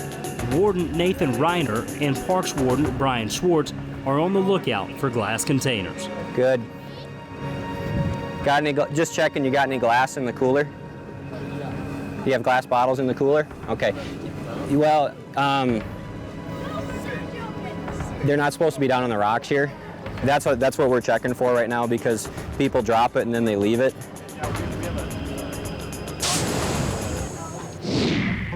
Operation H2O takes place in Region 1 on Flathead Lake just south of Kalispell, Montana. Brian's a new park warden, and it's a new program, and they're getting trained with in the game warden, Montana game warden FTO program. All the glass, you guys don't have to leave, but can you just take it back to your car? Yeah, I appreciate that. Just so it's back there, because then if you have it, then other people have to see it and do it. Yeah. Now you got to get them back to the car. All right. Thank you. Right in that. Oh, really? I think it's because they walked right by a sign. Oh, okay. Sometimes I didn't even see the one that he had out, so until afterwards. So you know, where they came in from, because they may say they came in from the campground, and they'll say, oh, we came up, right over there by the boat ramp, right by the sign there. Yeah, well, and they come from the campground. There's the trail there. It's got a sign on there too. So, okay. But next time. All right. And so right now he's in step 4 of the program, which means he does primarily anywhere from like 75 to 95% of the contacts. So I'm letting him do most of the contacts, and I'm just kind of observing and helping him out when I can. And 450 miles to the southeast in Region 5, Warden Kevin Holland deals with urban issues in Billings. Billings is the largest city in the state. A lot of people come here. We have a lot of transient people come through here. A lot of people show up from Wyoming and Canada. They want to come shopping in the big city. Every weekend, every day I'm working here, I arrest somebody on an arrest warrant. We just got a call of a person up at Lake Elmo State Park on the beach with a case of beer. And Lake Elmo State Park is one of the few state parks where we do not allow any alcohol in the state park. The reason we do not allow any alcohol is we're in the city limits, of Billings, and Billings does not allow alcohol in any of their parks. We have adopted that rule for 2 reasons. One reason, we get a better cooperation from the city PD because our rules are in compliance with theirs. Also, when we got rid of all the alcohol for Lake Elmo about 5 years, 6 years ago, the problems we had up there went down dramatically. We had a large decrease in issues. So we're looking for a guy in a white tank top. The laws here that are our primary concern, one of them is no alcohol and the other one is no glass. And there's so many people here, we just can't afford to have glass containers. People being people. This is part of being an urban game warden. Where are we at? See our orange chair down here on the other side of the sidewalk? Yes. There, he's drinking a beer now. Yeah. There he was. There's a whole down case. Okay. He walked clear across the beach with it, and I'm like... Well, we'll get a videotape of it for evidence, and then we'll go down and talk to him. I see there's a gal there, 2 guys. They got a little boy with them. Yeah, so. they got a few. Okay. Well, we'll take it from here. It's underneath the towel. Okay. Thank you very much. Appreciate it. People do funny things when under the influence of alcohol. No, please. You're gonna drown. I don't want to come in and get. It's not gonna be 2 for 2. I don't want to get 2 people in 2 days. I gotta go in the grass we're at behind the street. Yeah, leave your purse here. You don't need your purse to pee. Alcohol in glass containers are forbidden at Lake Elmo State Park in Billings, Montana. Warden Kevin Holland will be assisted by Matt Ladd, and both of these guys have discovered the dangerous combination while on patrol. Hey, Matt. How you doing? Yeah, see this gal over here? There's a gal sitting in an orange chair, got blonde hair. Her, I'm guessing, maybe husband, he's got a white shirt. Yeah, he was drinking, and I think she may have been, I'm not sure, but we'll just go down and talk to them. There's 2 guys, 2 gals, and that youngster. So let's go see what we got. Hello. Hello. How you guys doing? That's good. What's that? I'm not drinking. And why would you think we would ask about that? Because we heard about the open. That's right. I saw you drinking, I saw your husband, boyfriend, somebody, just a friend. So I saw him sitting there drinking before he came down. So do you have any more beer here? I guess there's some under the towels. Well, we're going to take that as evidence, and the 2 gentlemen are going to get tickets for drinking alcohol. I didn't see you guys drink, so, you know. What's his name? Okay. Warden Kevin Holland leads this operation. He's been with Montana's Fish, Wildlife, and Parks Law Enforcement Division for 24 years and works in Region 5. Hey, how you doing? Good, how are you, sir? Good. Kevin Holland, game warden. Yeah. I saw you and your other partner there drinking some beer. And We were. Can't have bottles in here, and you can't have beer in here. Okay. So what we're going to do is we're going to seize the beer, and we're going to give both you guys tickets for having beer. Sure, okay. You got your driver's license or photo ID or something around? I have it in her car. Okay. Yeah. He's okay, the little fellow down there? Yeah, I have him watching. Okay.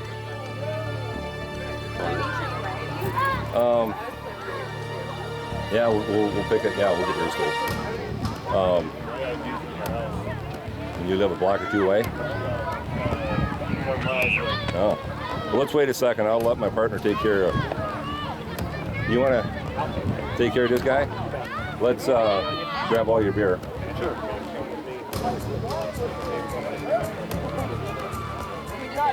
Oh yeah, sure. That one's mostly full. Is there any more around here?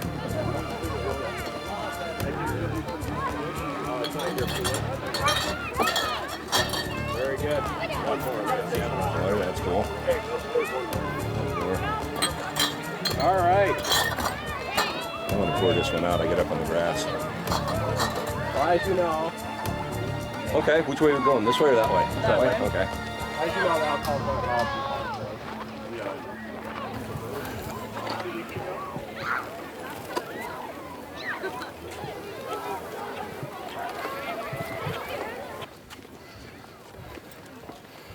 I'll put this in my truck. I'll bring it with you.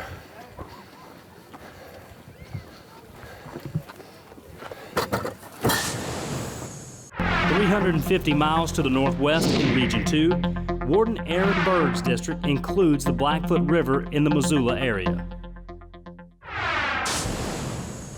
The Blackfoot River Recreation Corridor is known for lots of inner tube recreation and raft type floating recreation along with fishing recreation.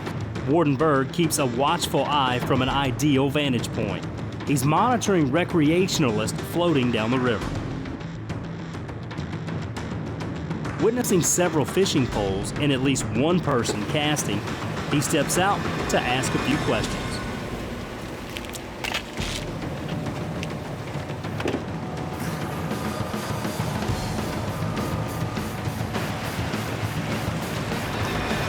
Can I get you to pull over in the eddy down here? I'm gonna check some fishing licenses and stuff. Thank you. Just right behind the rock there. How's the float going? Very good. You do, and they're all gonna get ice cream cone coupons for having their life jacket on. Yeah, I appreciate you having them on, all the kids. That's really great. So who all has a fishing license I need to look at? I'm not too old to see fishing. I'm not. I saw you fishing.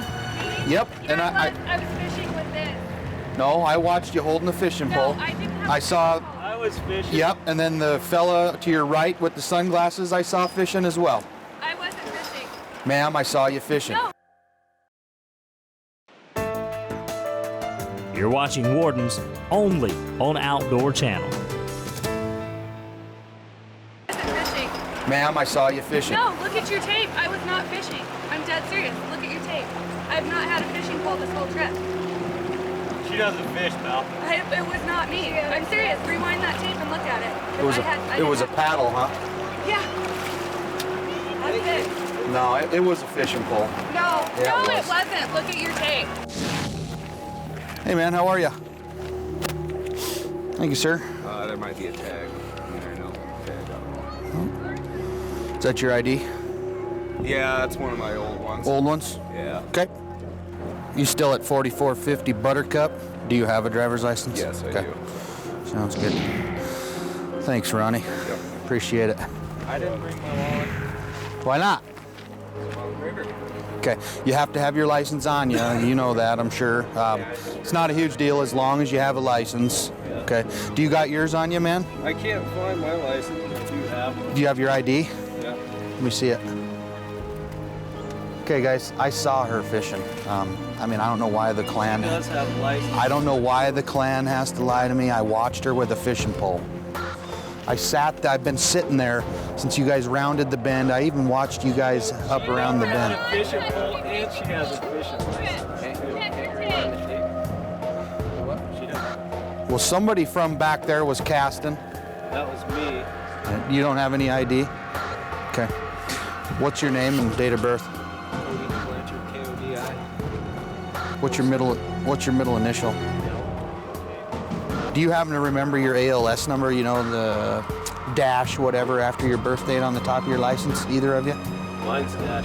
It's -1? Warden Aaron Berg leads this operation. He's been with the Montana Fish, Wildlife, and Parks Law Enforcement Division for 8 years and works in Region 2. She does have a license, though? Yeah. Okay. But she wasn't fishing. Okay. Melissa? Yeah. Is that your wife? Or? Yeah, she's my wife. And what's her middle initial? M. M? Shoot. And do you know her date of birth by chance? July 3rd, 79. Oh, you just had a birthday, huh? Yeah. So did you, man. Okay, just sit tight for just a second, okay? Okay. Okay.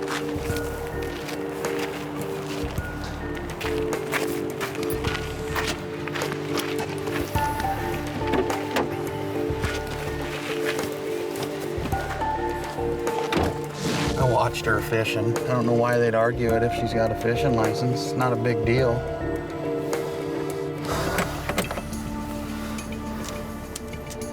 Second is also going to be on a Montana bail. Warden Berg runs a check on this group. No warrants are found, and they all have valid fishing licenses.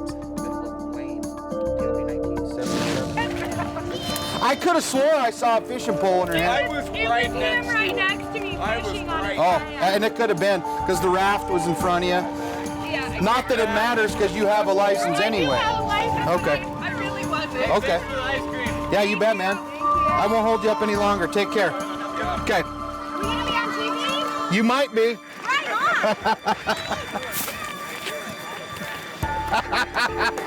on. See you later.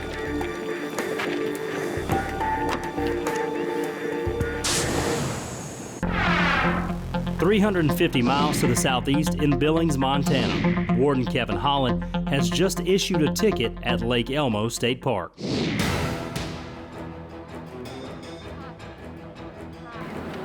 We know that when people drink and they're around water, accidents happen. Later that afternoon, Holland makes his way to a fishing access site on the Yellowstone River that is closed due to high water and flooding. Picture this up here.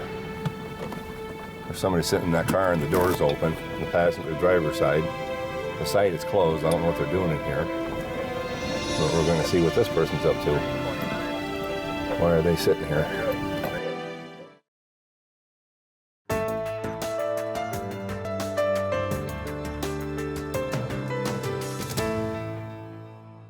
High water due to heavy snows, an unseasonably warm spring, and a disastrous oil spill near Billings, Montana, have closed most state-owned fishing access sites.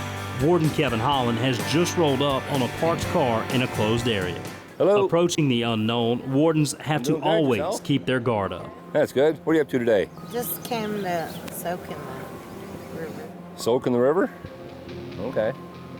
Well, the site is closed. You're not really supposed to be going in here. Well, before the tape. Before the tape. Well, it's only that deep before the tape. You're not going to soak. Okay, yeah. You're going to soak in that much water, huh? Okay. Can I ask where you live? In Valentine. Okay. You going to be okay to drive home? Oh, yeah. You sure? Well, I got somebody coming to get me. That's good. Who is it? Let me call and make sure they're going to be here, because I don't want to see you driving home drunk. I see you got a couple empties here. Go ahead and hit read down and I'll talk to him.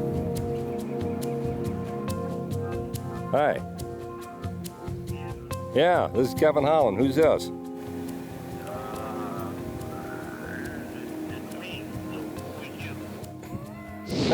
I just said my name's Kevin Holland. Are you gonna come on out and get this person? Are you okay to come out here, or have you been drinking this afternoon? I don't know what's going on. Well, nothing's going on. I just need somebody to come pick her up. She's been drinking and I don't want her driving. Oh my God. Oh my God. Oh, so you're looking for the driver to come get her safely? Yes. I can call somebody. Maybe we better call somebody else. How about if we do that? Yeah, I can. Yeah, we better call somebody else. Yeah. Okay, we'll do that. You just stay where you are and you have a good afternoon. We'll get somebody else to get her home. Okay, goodbye. So, he don't know what he's saying. He's too drunk to hardly say anything. He doesn't know what's going on. You better try somebody else. 450 miles to the northwest in Region 1, Warden Nathan Reiner is working on Flathead Lake. This is Cedar Island, the one on the left. It's owned by the state. It's actually, at this point, it's still a wildlife management area. It's managed by the Wildlife Bureau of the Fish, Wildlife, and Parks. People can camp on it, but they can't have any fires because we're worried about, as you can see, it's a thick, dense island, and if we were to start a fire, it'd be gone. So we had gotten some reports that there was somebody camping that had some firewood stacked up, so we're just gonna go see if they have a fire going and chat with them to tell them, make sure they know the rules of no fire. Warden Nathan Reiner leads this operation. He's been with the Montana Fish, Wildlife, and Parks Law Enforcement Division for 8 years and works in Region 1. Hello. We'll be back in 15 minutes. Warden Reiner inspects the campsite. There's no question this party has had a campfire. He's going to leave a business card along with a note that fires are not allowed. Yeah, that's one of the reasons why we don't allow campfires out there. People let them go and look how dry that. Look at that stuff, that's real quick. Forest fires occur naturally every year and can cost millions of dollars to fight.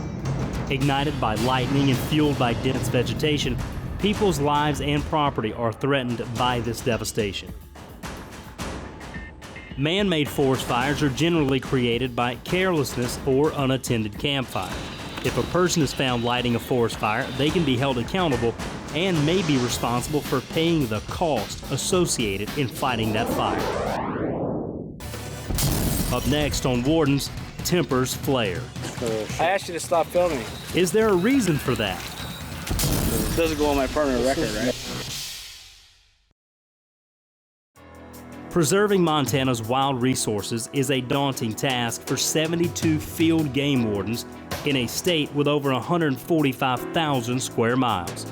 Today, we've touched 3 regions, each with their own challenges. We're dealing with alcohol-related issues at a state parks fishing access site in Region 5. In Region 2, we're checking fishing licenses along the Blackfoot River Recreation Corridor. Why the Klan? I don't know why the Klan has to lie to me. I watched her with a fishing pole.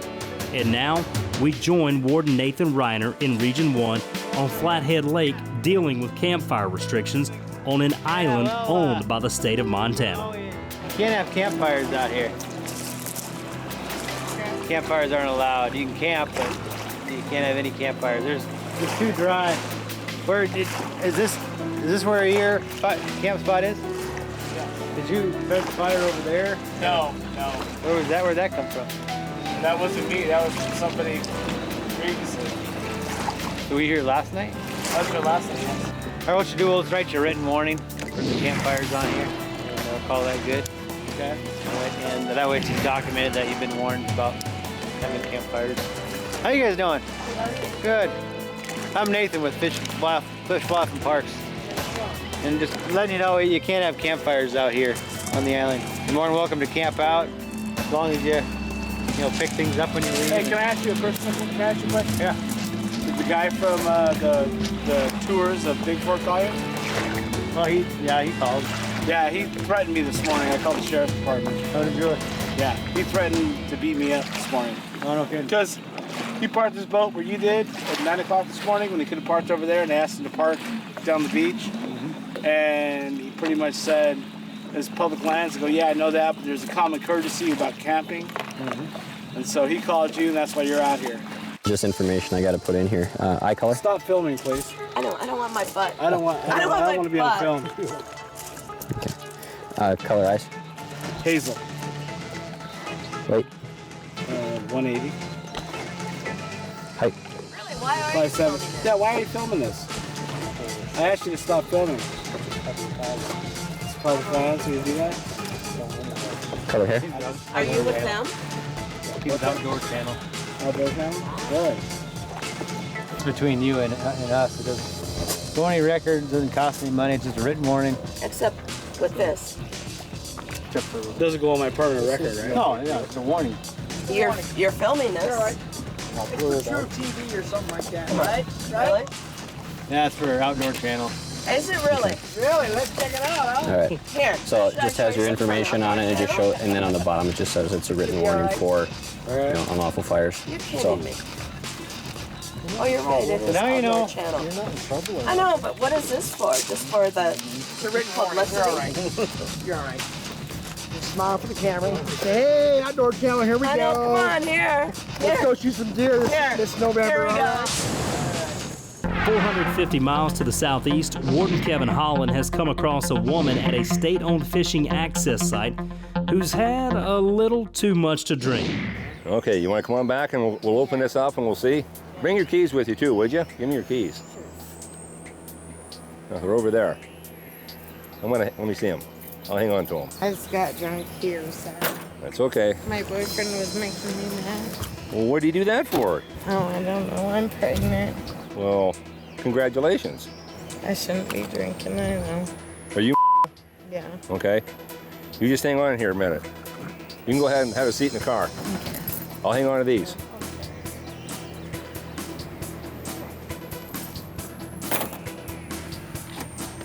Been drinking a lot. And she's got a bag of pills there. Or, I mean, a bottle of pills, prescription of some kind. So, and I'm definitely not gonna let her drive. I'm gonna call it dispatch and make sure everything's okay with this person. Dispatch FG 511 on East. FG 511. 1029 on a female, last name is. Her ride is supposedly on the way, but Holland needs to make sure she doesn't have any outstanding warrants. I've got a lady who's telling me she's pregnant. She's smoking heavily. She's got a bottle full of pills and 2 of those big cans of beer that are empty. And she said she's here drinking because she got in a fight with her boyfriend. And she figured this would be a safe place to go. FG 511, clear to copy. That's never a good sign when they say prepare to copy. You're watching Wardens only on Outdoor Channel. FG 511, clear to copy. That's never a good sign when they say prepare to copy. Go ahead. Subject is signal 90, 219 negative.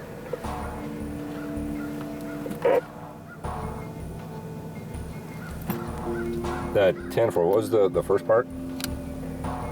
She is signal 90 for the officer caution, 219 negative. Nice. 10-4, she's down at the north end of Road 18 where it goes into the fishing access site, extremely intoxicated, and apparently we have somebody coming to pick her up. She's in a car, she's by herself, but I did not see her drive.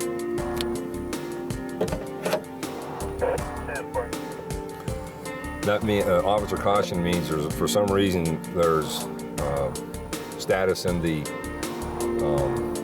database saying that she has either threatened an officer or assaulted an officer, and we're supposed to use additional caution when dealing with her.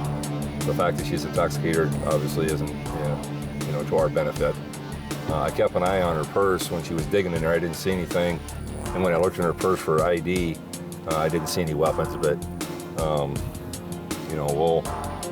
we'll stay back here and just make sure that she, just keep an eye on her until her ride gets here. Her keys for the car are on the hood of my truck, so I'll make sure she doesn't go driving off. So I'll go give this back to her, and we'll be right back.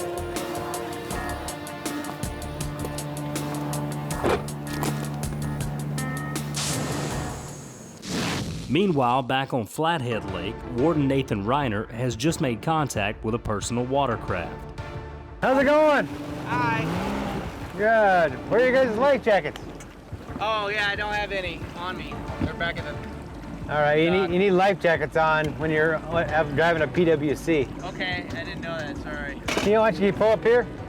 Well, it's kind of a serious deal with the jet skis because they're easily tipped over. Yeah. And if they were to tip over, and sometimes they slip away from you and blow away or whatever. Right. Or you get thrown off and it goes on and you can't get to it. So I'm gonna write you a citation. Okay. And I'll write 1 instead of 2. Parks Warden Brian Schwartz is assisting Reiner and will write the ticket.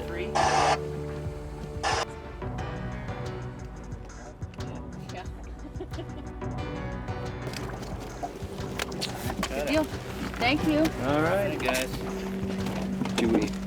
We'll give you life jackets to put on, and we'll follow you back, and then we'll just get them from you when you get back to the shore. How about that? It might make more sense.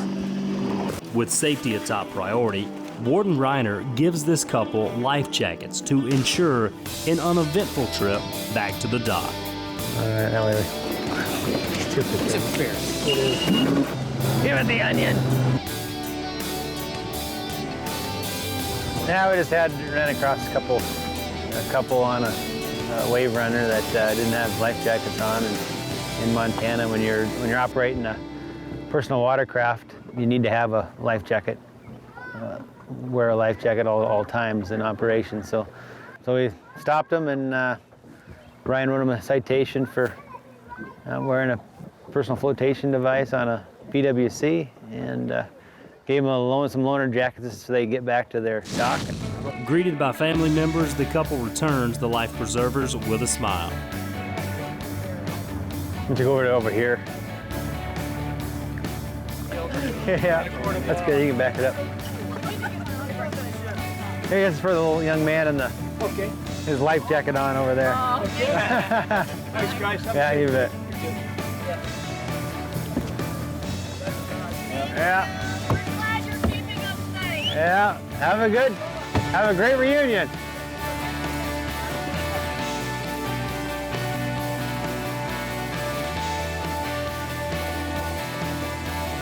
The sun begins to fade in the western sky, and Wardens Reiner and Schwartz head across the lake. Guided by radar in the dark of night, they come across a very dangerous situation, a sailboat traveling across the lake with no lights.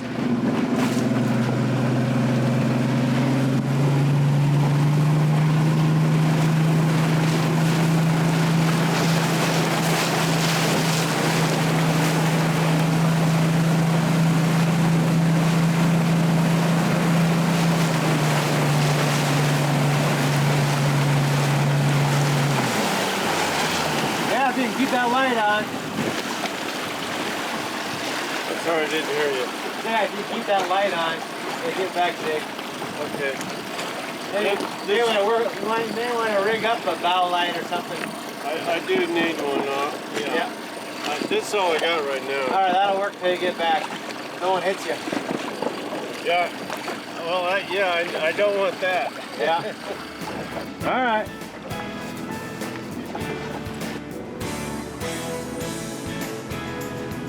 When we return, it's back to the Yellowstone River. But will this intoxicated woman cooperate with Warden Holland? I don't hear from you pretty soon. I'm coming in after you, so. Okay, well, that's good. Just make sure you come out, because I don't want to come in after you.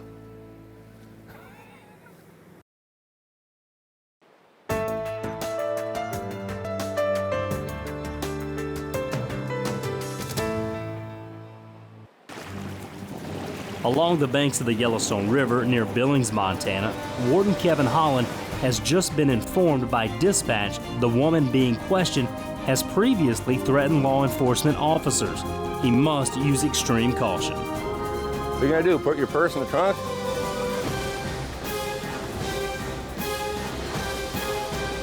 Well, here, I better take the rest of the beer. I don't think you need any more beer tonight.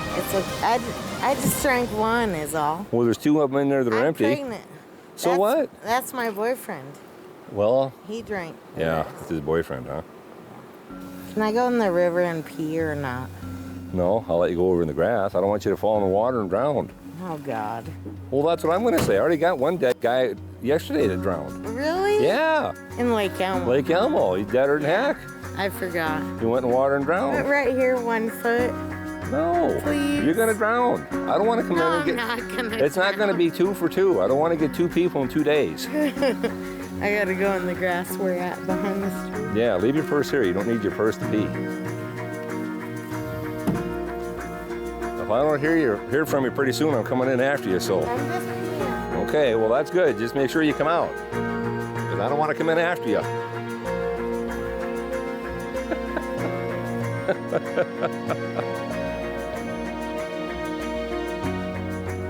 She goes down, I got the camera, you get her, you got shorts on. She had to go relieve herself, and I told her not to go in the river because I don't want to get 2 dead bodies in 2 days.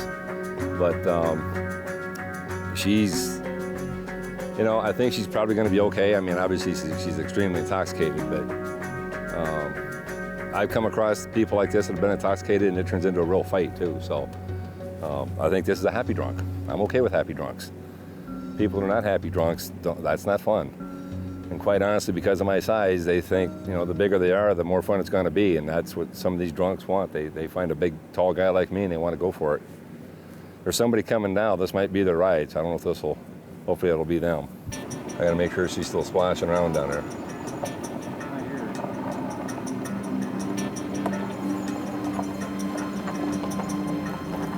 Hey, you here for? Yeah. Yes. Well, she's down. She's down for the count. Keep your head up.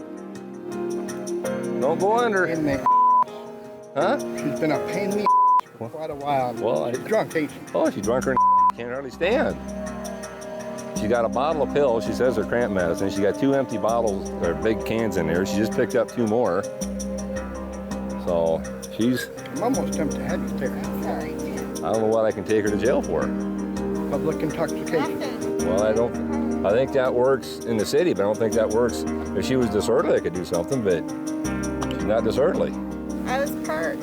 Now, you want to get the beer out of her purse, or you want her to take it? I was drunk when I parked. I don't want no alcohol on her, period, in my vehicle. Well, then I got to get the beer then. Okay, no, I'll put it in my car. She's over 18. I can't. I used to be a medical marijuana caregiver. Yeah. And I helped her out as her caregiver. I was always giving her product, her medicine free. Sure. All the time. Okay. And I'm fed up with her. Well, if she's pregnant like she says she is, being drunk and smoking and, you know, taking the medical marijuana, she probably could do a few. Well, I've cut her off. Good. Period. Because I won't put up with that with any of my patients. Good. Well, that's good. I've cut her off completely. Because Excellent. Better than to do this. Yeah? I mean, she... I do. I'll give you the keys and you can... Yeah. You can't hardly stand. The windows are down, so you want to pull them up. I need those beer. You want me to take the beer, or you want to just leave them in the car? It's How about we have the wife drive this vehicle home? I'm okay with that. Huh? That's good. You have one? Yeah, she's got Okay, I don't need to see it. I'll take your word for it. I'm going to put her in our vehicle. You might want to leave her there because she's all soaking wet. I only had 1 beer. You're drunk. No, I only had 1 beer. Get in the Jimmy. I didn't want to drive because I had 1 beer. You can't even stand Get in the Jimmy. The wife's going to bring your car home for you. You want me to take them other beers, or you want to take them? I don't care. You're okay? I'm okay. I appreciate that. Okay. I'm sorry about the problem. Hey, that's... Do what you can to, you know, get it right for her. She's... Jimmy. Okay. Well, take care, man. Oh, yeah. See you later. Good luck. Thanks for coming out and getting her. I appreciate it. Here. I got it. I got it. That's right. Otherwise, it's against the law for having an open container. That's right. That's the drink of choice. That's good that the neighbors come down to help out. I mean, that's good stuff when you have friends that will come out and do that for you. I can't do anything about her drinking and driving because I didn't see her drive. She was parked here. So, you know, there's no laws that I see that were broken.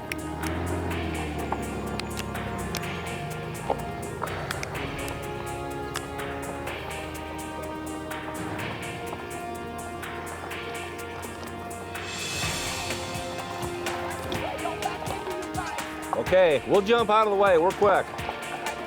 We're quick. We'll get out of the way. Take care. There's some happy people. That's the way it is sometimes. Sometimes it's a fight. Sometimes you just kind of smile and go with the flow.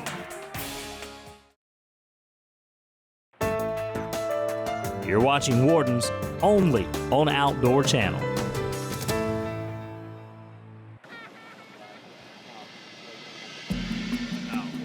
No wake zones are made to protect property, including shorelines, boats, and docks. The Swan River feeds into Flathead Lake in Big Fork, and Wardens Nathan Reiner and Brian Schwartz are going to have a chat with these water enthusiasts.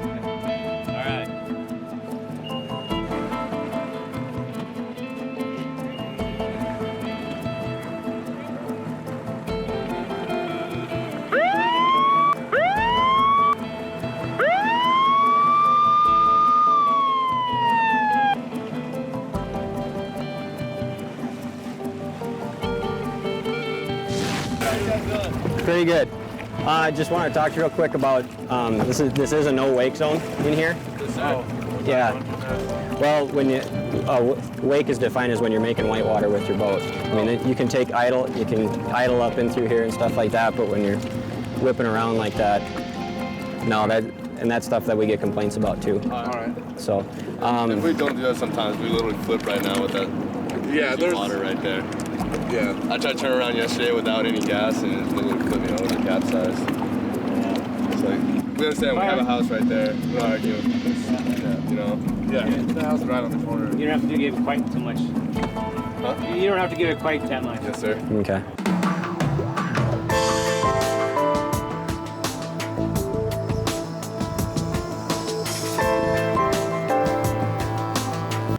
Okay, what I'm looking for is you got the numbers on your boat and stuff like that? You know what? If you want to, not even sure. No wake, and also you're not in. You need to have you get your numbers on there, and you get the number off of this. Right. Probably you know should get a plastic bag too. Oh yeah, yeah. The most important part is to get your numbers on the boat. So if something were to happen, we find this boat floating on the lake, we can run it like a license plate. It's the same deal as your vehicles. You need to have licenses on them. So totally understandable. You need to have your numbers on, and then you also make sure you get your new validation decal, which is the orange one. Yeah. You can see it on our boat there. And that's good for 3 years. Oh. Wardens Reiner and Schwartz write a couple of written warnings. So your information's on the top. It's just a written warning. It doesn't cost you anything. And then on the bottom, it's for operating in a no-wake zone. And specifically, it's not in here in my book here, but there's a specific rule for this area. And then also just not having the decals on the boat. But both of them are citable offenses. But yeah, so don't want to ruin your 4th. So it's not killing anybody, but we got to do it. So. What's your name? Brian. Donnie. Nice to meet you, Donnie.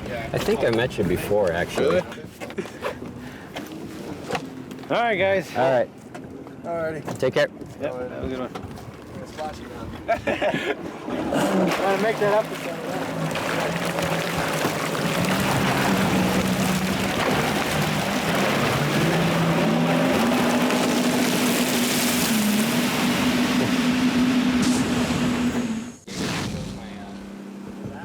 A warden's underlying mission is to keep everyone safe. A combination of alcohol and boating have the potential to cause accidents, death, and bodily harm with little or no warning. Practicing water safety and abiding by the rules keep people out of harm's way. And here's 2 more jet skiers breaking the no-wake rule.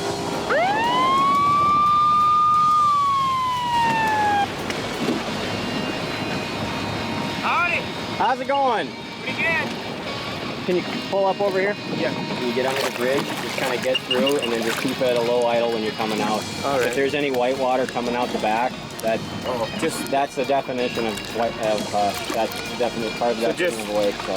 What we're telling you guys is you have to give it a little bit of gas going underneath the pillar there. But once you get past that pillar, you got to be a no-wake speed. That's why they have the no-wake buoys on both ends. So give you got the current now, so give it a little gas so you don't run into the bridge or into the pillar. But once you get past that narrow section, you got to slow down and do a no-wake speed. All right. Yep. So yeah, from there all the way in, you have to keep it below a wake speed. Yep. That's right. And then if you drive inside the marina and all, you have to just keep it slow too. So. All right.